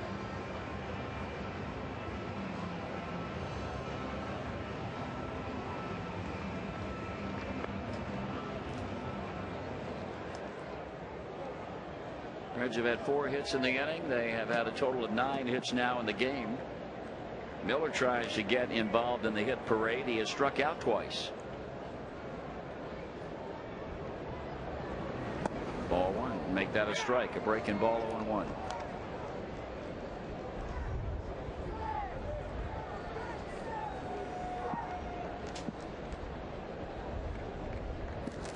Reds trying for their second 4-game winning streak in the last 2.5 weeks. The pitch, and that's a breaking ball in the dirt. They came off the road trip, as a matter of fact, with a 4-game winning streak. They won the last game in Pittsburgh to avoid being swept by the Pirates. Then they promptly went into Milwaukee and won 3 straight. Actually 5 in a row they won, because they won the Friday night opener to begin this homestand against the Dodgers, lost the next 2, and has since won 3 straight, and leading today against Pittsburgh. Call strike. So that would be winning streaks of 5 and 4. Darnell McDonald at second base. Adam Rosales at first, 2 outs with 3 runs home here in the bottom of the 6th inning, and the Reds with a 5-3 lead. Zach Duke about to throw his 91st pitch of the day. And to the waiting Corky Miller, here it comes, and that's down, and the count's 2-2. Well, he's only, as you said, 91 pitches, but a pile of those have come in this inning. Yep. He looks worn out.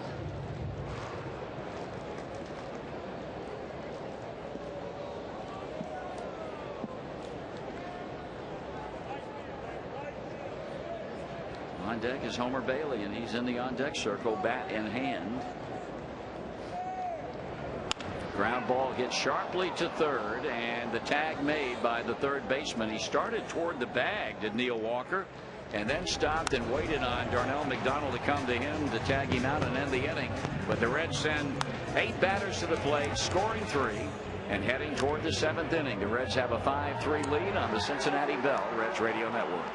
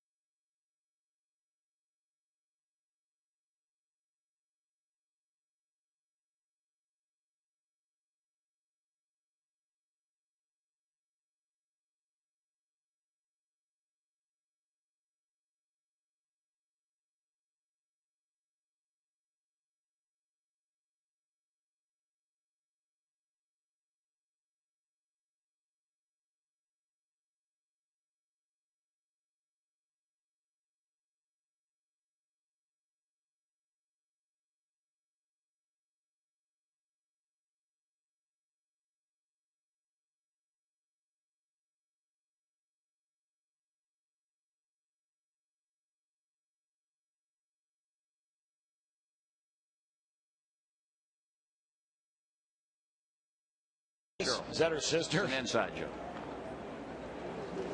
Karen Forgas. All right, Homer Bailey out there on the mound. Pitch number 110. A first pitch fastball. Line to straightaway center field, but stubs his hair, and that's 1 pitch and 1 out. As Ramon Vasquez bats for Duke, who goes 6 innings, allows 5 runs, 3 earned. Struck out 4, walked 1.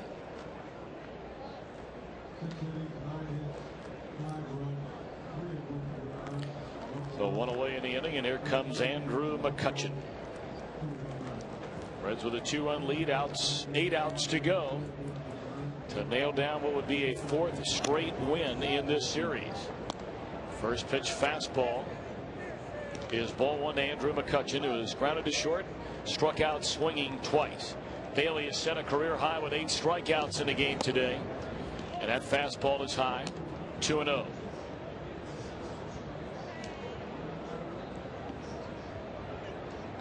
So 2-0 on McCutchen. Bailey, a wide and a pitch. Fastball right down the middle. In there, strike. Bailey still throwing very hard here in the 7th inning. Ramon Ramirez continues to throw in the Reds bullpen. Breaking ball. Wow. What a beauty that was. Swung on and missed. I mean, the bottom fell out of that pitch. And that was the curveball, not the split finger. So after falling behind 2-0, Bailey now 2-2 on Andrew McCutchen. He'll try and put him away. And a breaking ball that time bounced about a foot in front of the plate. Homer smacks his leg with his glove.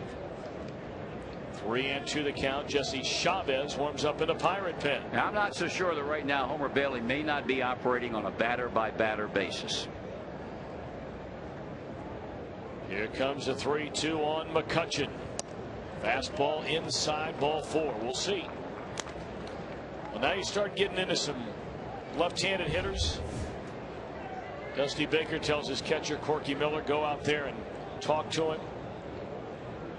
Although we can't see beyond the Empower Charter Jet sign out there in left center field, there has to be a left-hander getting loose out there, at least one would imagine. That's Arthur Rhodes out there getting ready. And let's see here now. Dusty waiting, and here he comes. So he let Bailey get the first out here in this 7th inning. And now he'll come get it after a 1-out walk to Andrew McCutchen. But another excellent outing by Bailey. 6 1/3 innings. He allows 3 runs, all earned, gave up 2 solo home runs, struck out a career high 8, allowed 7 hits, walked 2, 1 intentionally. He'll get a big round of applause by the time Dusty gets to the mound. He's making sure that the home plate umpire Angel Campos knows about the changes being made. Scott Rowland is coming into game to take over for Adam Rosales at third. And the crowd that is here today certainly appreciates what Homer Bailey's starting to put together.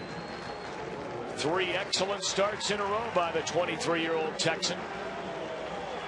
He leaves with a 5-3 lead. We're back with more in a moment.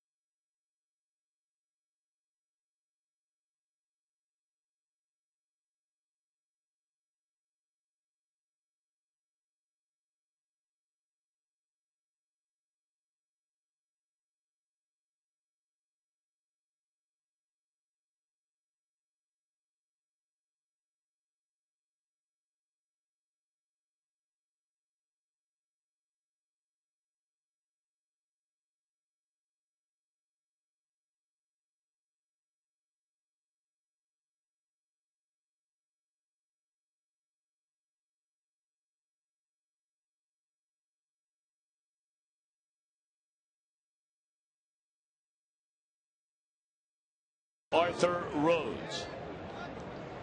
Rhodes in his 58th game without a decision, a 2.60 ERA. Pitched in both games of the doubleheader on Monday. He got some relief by not having to pitch in a game here last night. Neil Walker will turn around to bat right-handed, and he hammers the first pitch foul out of play down the left field line.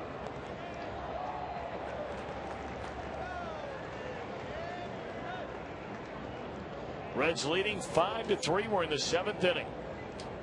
A one-out walk to Andrew McCutchen, and that's all for Homer Bailey.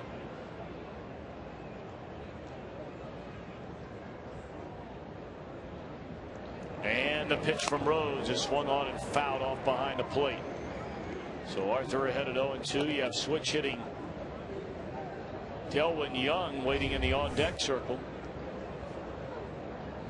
So Rhodes apparently going to face a couple of guys from the right side of the plate in the switch hitting Walker and the switch hitting Young. Of course, he'd love to get a double play ball and forget about Delwyn Young until the 8th. 0-2 on Neil Walker, and Rhodes swing and a miss, strike 3 on a high fastball at 94 miles per hour, 2 away.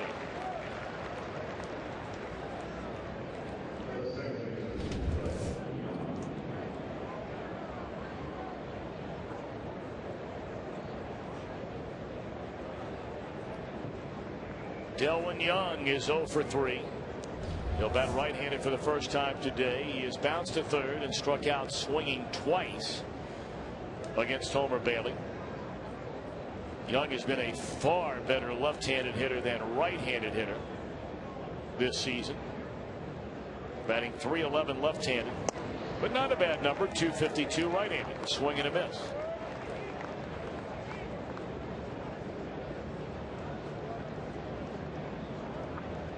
Minnesota in the bottom of the 6th inning, now a 2-0 lead over the White Sox. 0-1 to Delwyn Young. Rhodes a check of the runner McCutchen, and a fastball. Wow, how did he not get that call? Rhodes dancing around out there on the mound, jumping up on one foot then the other. He can't believe that was not strike 2. That was a knee-high fastball. I mean, you can't hold it over the plate any better than that. But Angel Campos says ball 1. So 1-1 on Arthur Rhodes. Back to the plate, and it's fouled off out of play into the seats, second deck. 1 ball and 2 strikes on Delwyn Young.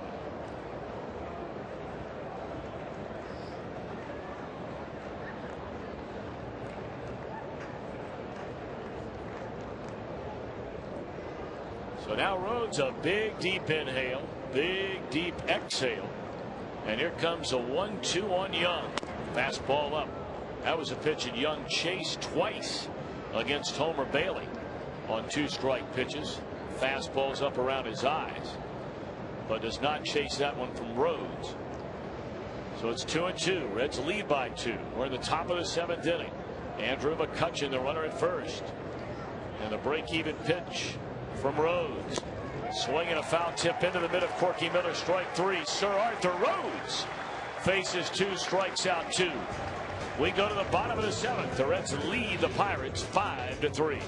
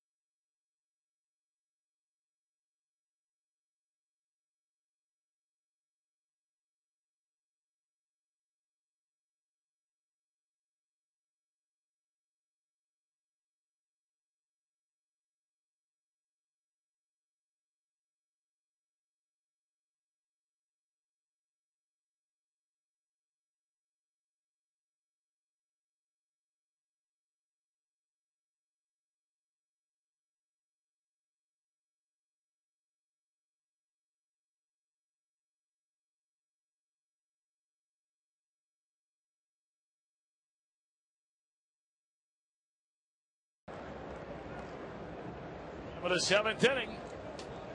Scott Rowland to start things, batting for the first time since coming on as part of a double switch when Rhodes took over on the mound for Homer Bailey. Homer in line to get a win. He go to 5-4 on the year if the Reds can nail it down. Ball 1 to Scott Rowland. His overall totals this year in the National League with the Reds, and then with Toronto, of course, the overwhelming majority of the year. .316 batter. Here's a 1-1 to Rowland, and a fly ball down the right field line is out of play.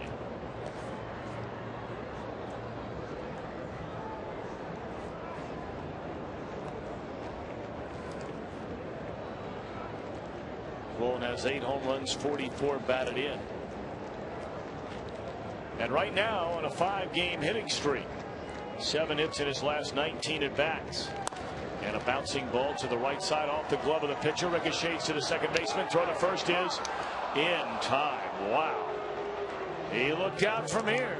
I mean, safe from here. But the first base umpire, Angel Campos, says, let's try that again. Looking at last night's scorebook, the first base umpire, Larry Vanover, says you're out.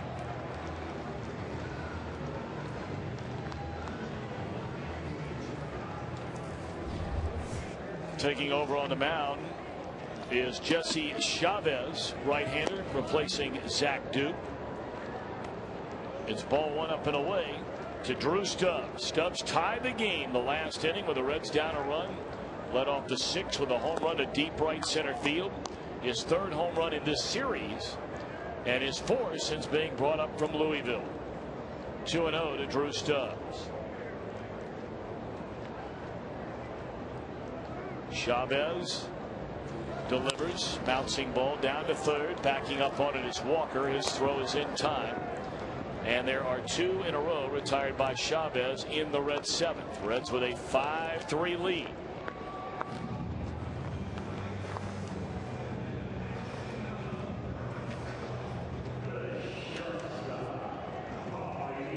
Now Paul Janisch.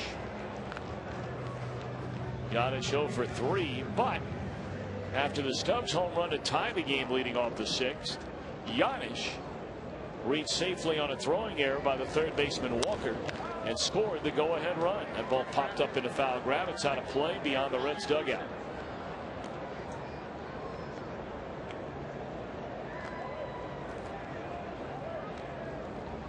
Reds 6 outs away from 4 straight wins and a 4-game sweep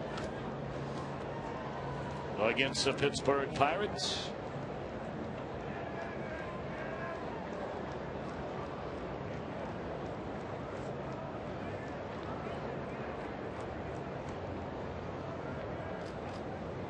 Last time the Reds swept the Pirates in a 4-game series in Cincinnati, the heyday of the Big Red Machine. Got to go back to 1975. Now they've swept them in a 3-game series since then, but it's been a while for that. 1998. But a 4-gamer, 1975, August 14, 15, 16, 17. Pirates had some pretty good teams then. 0-2 the count on Paul Janisch.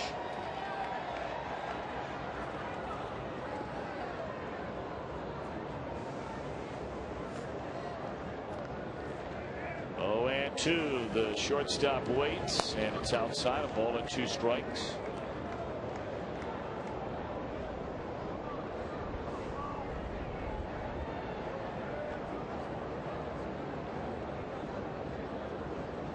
One and 2 to Paul Janisch, and a swing and a foul tip into the mid abdomen. Inning over.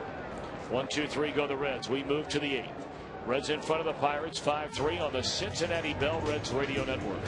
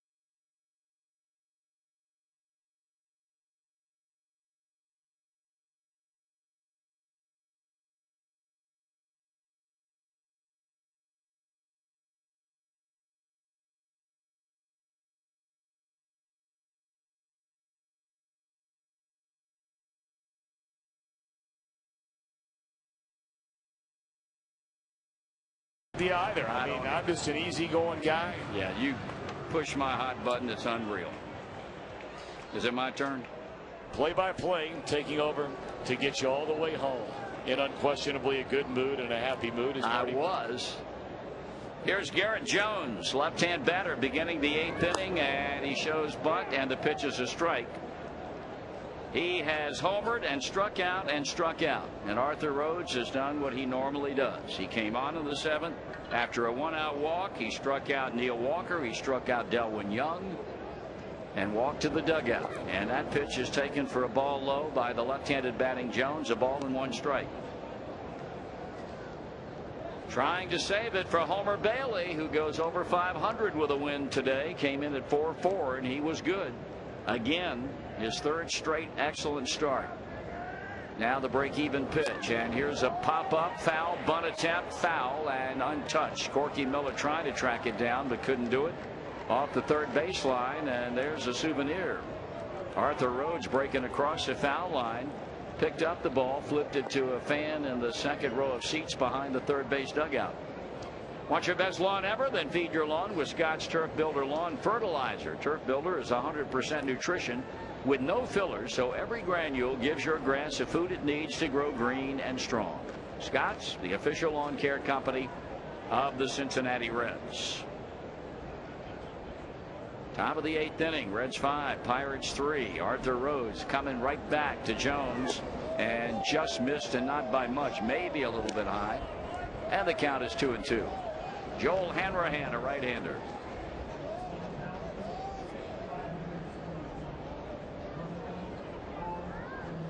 Hanrahan warming up in the Pirate pen. Here's a high fly ball. He got under that baby. Backing up now to the warning track is Johnny Gomes, and he makes a catch a step away from the wall. This young man's got some serious power. Garrett Jones does. And now Dusty out of the dugout on his way to the mound. He's going to play the percentages now with the right-handed batting Lastings Millage coming up. Dusty's already signaled to bring a right-hander out of the Reds bullpen.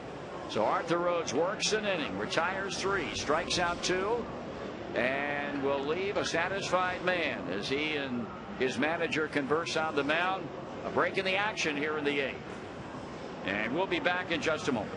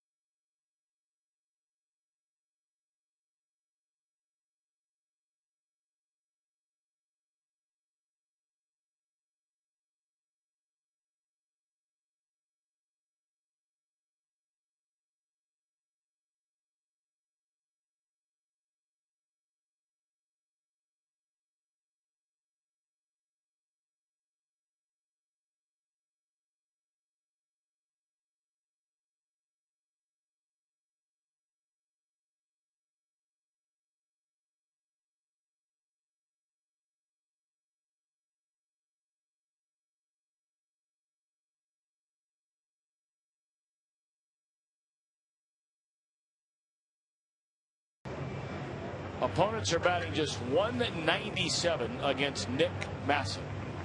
He'll be getting Lastings Millage, who has doubled and 2 times up with a walk. I want to bring folks up to date on something that I took a lot of heat for from you in Milwaukee about the Crest Whitening Expression Sparkling Vanilla Mint Toothpaste. I never gave you any heat about that. I was just making fun of the name of it. That's the name of it. What's wrong with that? Well, it's too long. I mean, look, Crest, bang, over and done. Procter & Gamble product. No, Crest has different types of toothpaste. That's the thing you don't understand. No, I know, but when you start getting into these things that take forever, it's like when you walk behind somebody in a line to get a cup of coffee. I'll have a double this with whipped cream and 9 other things and soy and blah. And you're like, you gotta be kidding me. Be that as it may, a swing and a miss. Leave it to Kroger. I found them at the new Norwood store and bought 4 tubes of it. I was so happy to find it. And thanks to all the folks who called and said you can find it here, you can find it there. And thank goodness for Procter & Gamble, who let me know, no, we're still making it. We don't want you to think that we stopped production. Yeah, but I thought that they had made it pretty clear that as a gesture of goodwill, which I thought was very classy from one of the world's great companies in P&G. Ground ball they were foul. sending you some of that. That hadn't arrived here yet, I don't think. Totally irrelevant. Well, it's totally irrelevant. I have enough to last me for quite some time. All right, you say so. 2 balls and 2 strikes. A count on Millage. Ryan Domit would be up next, and the pitch from Massett, and he misses low and away in a full count. So that's your closest Kroger score over there from Avondale. Yes, exactly. Right there in Norwood. Brand spanking new store right in the heart of Norwood. Yep. What a store. Very, very nice. Massett's gone the distance here against Millage, and he struck him out swinging. That is 11 punch outs today for Cincinnati pitching, 8 of which came from Homer Bailey, and that, of course, as we mentioned earlier, is a career high for him. Now Ryan Domit will step in, and since striking out in the second, he has doubled and doubled again and knocked in a run. 11,541 turnout for today's Titanic struggle. 11,541. 2 out in the inning. And the pitch, and it's in there for a call strike. Dad, what will Seth Dennison do now with the Reds on the road for the next 12 days? Suck up to Bill Cunningham. What about Marvin Lewis? What about Marvin Lewis? Well, I mean, you know he's going to be down at Paul Brown Stadium tomorrow night. Swing and a miss. Is that right? And then that following weekend, when the Bengals kick off the season, you're still out of town in Chicago. Yeah. But they begin the year against the Denver Broncos. Sag will be all over Carson Palmer, Chad Johnson, Marvin. Here's a pitch. Just low for a ball. And Cunningham getting tape. Now, on a day loaded with great football games, it's a good game. I don't know about a great game. Which one is that? Kentucky against Miami. That's right over here at the stadium. Correct. On Saturday. Paul Brown Stadium. That's right. Mm-hmm. Pitch. That's high for a ball. Let's not forget the high school football game. That's right. You're well, not you kidding. know Sig will be at the Elder Coleraine game Sunday. That's going to be nationally televised, isn't it? On ESPN? No, he might not be there. That's big time. He might be settled in. That is big time. 2-2 pitch. Here it is. Grounded foul. I'll tell you what, people who are not familiar with this part of the country and southwestern Ohio, northern Kentucky, it doesn't get a whole lot better than this when it comes to high school football. No, and they say this year is the greatest year in the history of Cincinnati high school football as far as big-time Division I prospects. Is any acquired about 2 weeks ago? As far as prospects are concerned. Yeah, prospects are concerned. Gotcha. College. 2-2 again. And he rips it to right field down the line. That baby is going to be a foul ball. Domit's had some excellent swings in this game.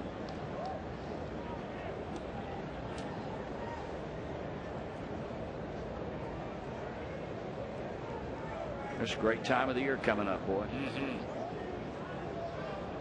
High school football cranked up last week. College game this week. Yep. Pro game the following week. Right into the baseball playoffs. Now the 2-2 pitch. That's a strikeout swinging. Massett comes on to punch out 2 as Rhodes did in the previous inning. And we go to the bottom of the 8th. Reds lead at 5-3.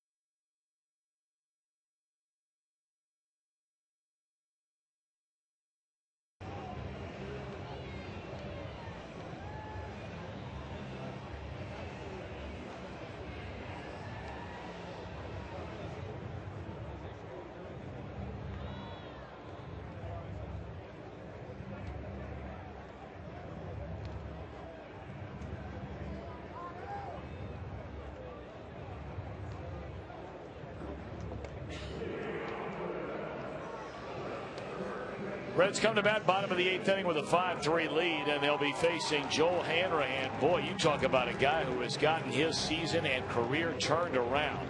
He was hit and hit hard with the Washington Nationals. Came over, made his Pirate debut on the 1st of July. In his last 22 games, he has a 1.33 ERA. He was unhittable here the other night. He faces Joey Votto as the Reds bat for what they hope will be the final time today, and the pitch is high and away a ball. I guess you got to give some credit to Joe Kerrigan for that. No doubt about it. 1-0 to count. Votto with a double to break an 0 for 16 string in the 6th inning. Waves at that pitch. Today's game brought to you in part by Kroger. Earn rewards whenever you use your Kroger 1-2-3 Rewards MasterCard, or even more if you use it at Kroger. So stop by your neighborhood Kroger to apply for your 1-2-3 Rewards MasterCard. 2 balls and 1 strike on Joey Votto, to be followed by Brandon Phillips and then Johnny Gomes. Would suspect we'll see Francisco Cordero in the top of the 9th inning. Check swing on a pitch in the dirt. He will be facing, or at least they're scheduled to bat, Brandon Moss, Ronnie Cedeno, and a pinch hitter for the pitcher.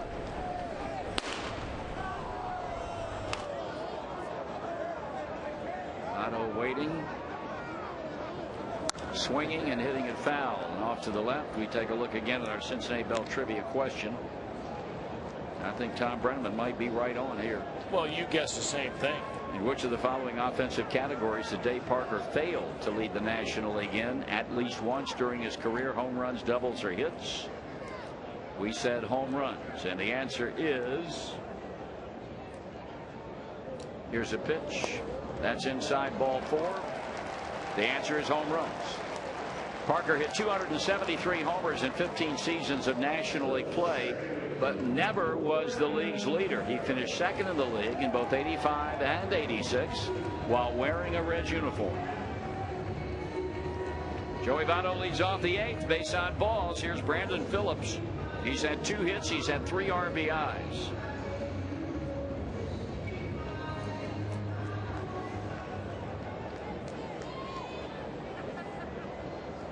Hanrahan, the 3rd pitcher used today by John Russell. Jesse Chavez retired the Reds in order in the 7th. The pitch, swinging and hit foul between the bag and the coaching box at 3rd, 0-1.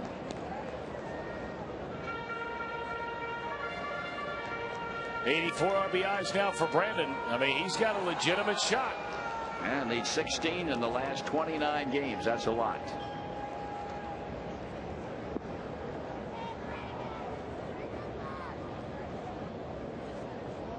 Checking Votto as he checks over his left shoulder. Hanrahan, long hole. Now he pitches, and Phillips waves at that pitch in the dirt. Well, have you seen that guy down there in the front row behind the Reds dugout wearing that Yankee hat? No. The guy with like the Dr. Seuss cap, the red and the black.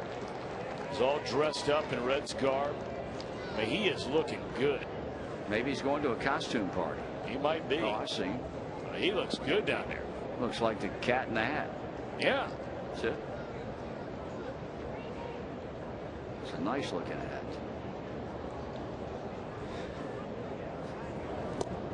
Check swing. The pitch is high and tight. Do you think there's a chance we could see you donning one of those in the wintertime just to keep the head warm? It's a real good. Black and white, black and red. Real good chance. Dr. Seuss caps. I need probably 3 or 4. Very attractive hat. Got those beers lined up in front of him. Ground ball, base hit, left field. Phillips just keeps right on hitting.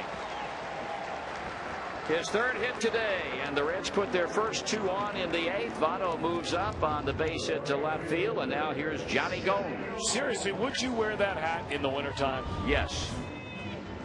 Would you wear it to a public function of any kind? Like a football game? I'd wear it to Reds Fest. We'll pause for identification on the Cincinnati Bell Reds Radio Network.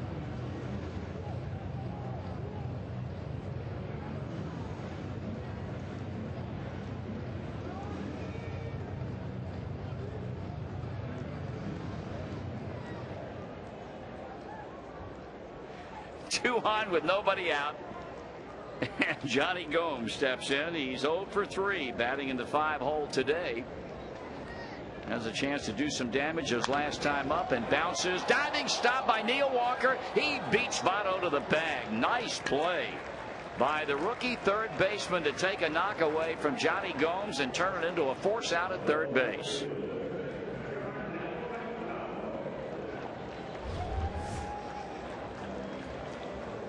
I'll tell you one thing, Johnny Gomes doesn't believe in taking a lot of pitches now. He swings at the first pitch, as he did back in the 6th inning when he had a chance to drive some runs in and ground it out to shortstop. Batter now will be Darnell McDonald, and he's had 2 infield hits, and he's knocked in a run. That was a big one in the 6th inning. Yes, it was. Gave the Reds this current 2-run lead. This kid has really been a different player since spending all that time at Louisville after opening the year, and in fact was in the opening day lineup. He went down to Louisville. He put some good offensive numbers together and came back here brimming with confidence. And it has been very obvious. He swings and misses on a fastball.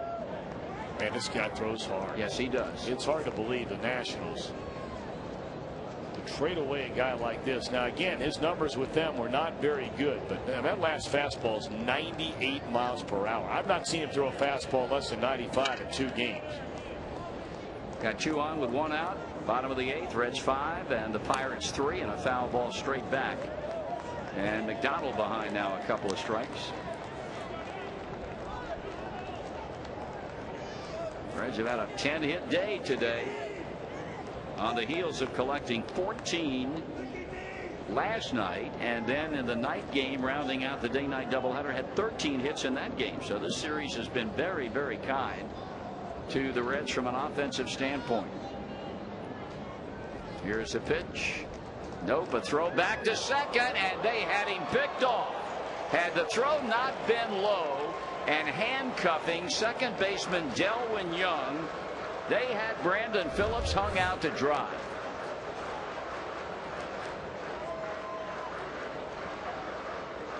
Very, very fortunate right there. Oh, yeah, I mean, he's out by 3 feet. He really is. That would have been as bad a pickoff play at second base in terms of distance that I think I might have ever seen. And fortunately, the throw was in the dirt. That pitch is in the dirt, and Phillips breaking for third. The throw, and he's safe. Wild pitch.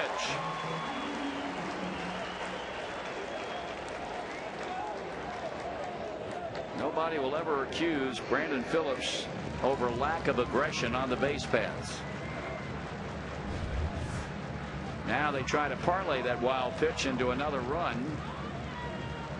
Ryan Domet looking long into the Pirate dugout.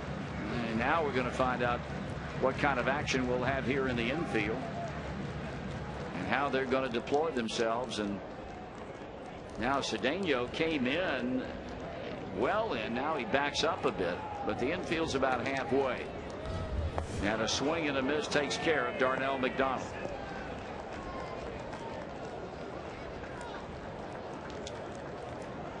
Kevin Barker going to come up and bat for the pitcher Nick Masset. So Rhodes and Masset combine for an inning and 2/3, striking out 4 and not allowing a single base runner. Those 2 guys have been lights out all year long. Yes, they have. Now here's Barker, and he's done an excellent job. We talked about it earlier, the job he did last night filling in at first base when Joey Votto had the night off. Left-hand batter taking a fastball up for ball 1, and insofar as pinch hitting is concerned, he's been up 9 times, has had 5 pinch hits. Second year in a row he was named the most valuable player of the Louisville Bats Club. Last year he shared the honor with right-handed pitcher John Atkins. This year he wins it outright. And congratulations to Rick Sweet. Yep. Back-to-back years named the International League's Manager of the Year. And with great justification. Swing and a miss. What makes this year all that more impressive is all the player movement he had this year, all the injuries that the Reds had to deal with at this level, and bringing people up and off that club, and he getting people from down under from Carolina. Fortunately, those that they brought up, people like Juan Francisco and Chris Heisey and people like that, did sensationally at AAA. Still are. Yeah. Swing and a miss. Man, this guy's got good stuff. Oof. I just can't believe with this kind of arm. And I didn't, we rarely ever got to see the Nationals. Thank God. I just cannot believe the guy with this kind of stuff got hit like he got hit. He delivers, and he pops up Barker, and that'll end the inning. The shortstop goes out to get it on the outfield grass. Reds lead 2 and heading to the ninth. They lead Pittsburgh 5-3 on the Cincinnati Bell Reds Radio Network.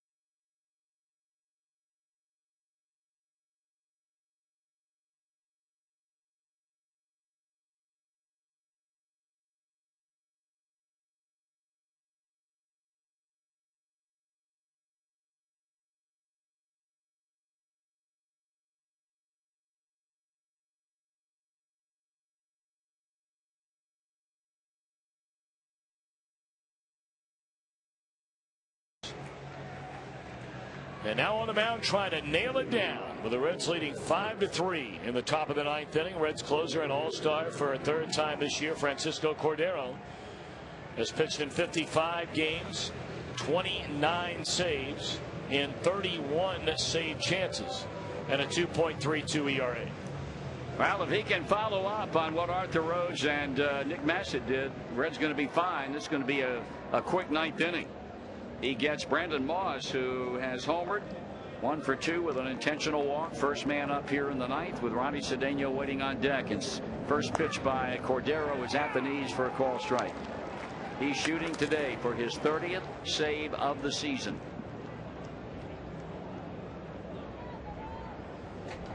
Now the stretch and the pitch, and a bouncer hit to first, backhanded by Votto, throwing to Cordero, 1 out. If you're traveling and want to catch the Reds while you're on the road, watch the game on MLB.tv. The ultimate baseball experience features 100 out-of-market games per week live on your computer. Plus, catch those games you missed on demand. For more details, visit Reds.com, where baseball is always on. Cedeno batting in the 8-hole, 0 for 3. Reds have out hit him 10-7, lead them 5-3, 2 outs away from a 4-game sweep. The pitch. That's away, ball 1.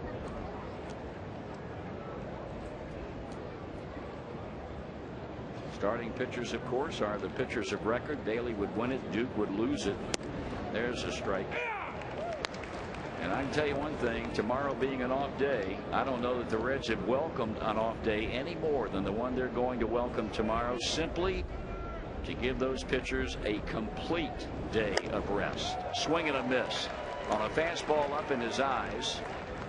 Cedeno completely overmatched on that fastball to fall behind in the count. This would be the 5th season for Francisco Cordero of 30 or more saves, including 3 in a row. Swing and a miss. Takes care of Cedeno. 2 men up and 2 men down. So the Reds eyeballing big time a 4th straight win as Andy LaRoche steps in to bat. That is 13 punch outs now for Reds pitching.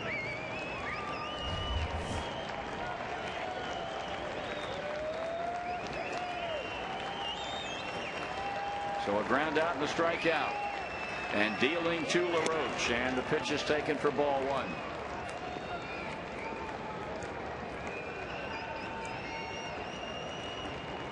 Cordero working rapidly to the plate. Right hand batter grounds it into center field for a base hit.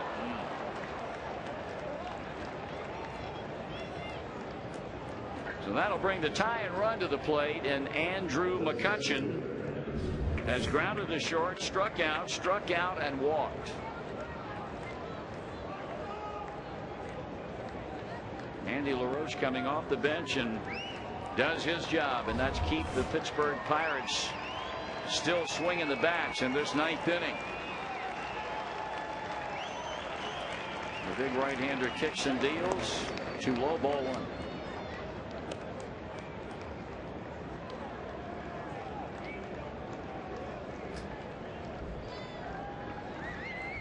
LaRoche not going anywhere as he takes a short lead, and that's a ball. Missing outside, 2-0.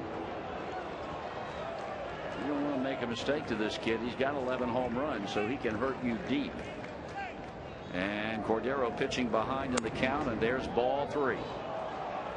Everything has been away, and he has not been able to get the outside black, although the last 2 pitches very close. Waiting on deck, Neil Walker. And there's a call strike.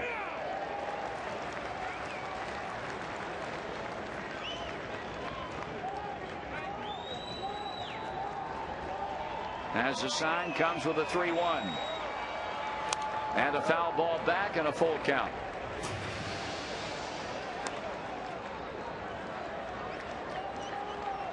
Three balls, 2 strikes, 2 down. The runner at first base will be on the move. Joey Votto playing a defensive position off the bag and behind the runner. Here's a pause and here's a pitch. And it is strike 3 call, and this one belongs to the Reds. Excellent pitch on the inside corner that locked up McCutchen.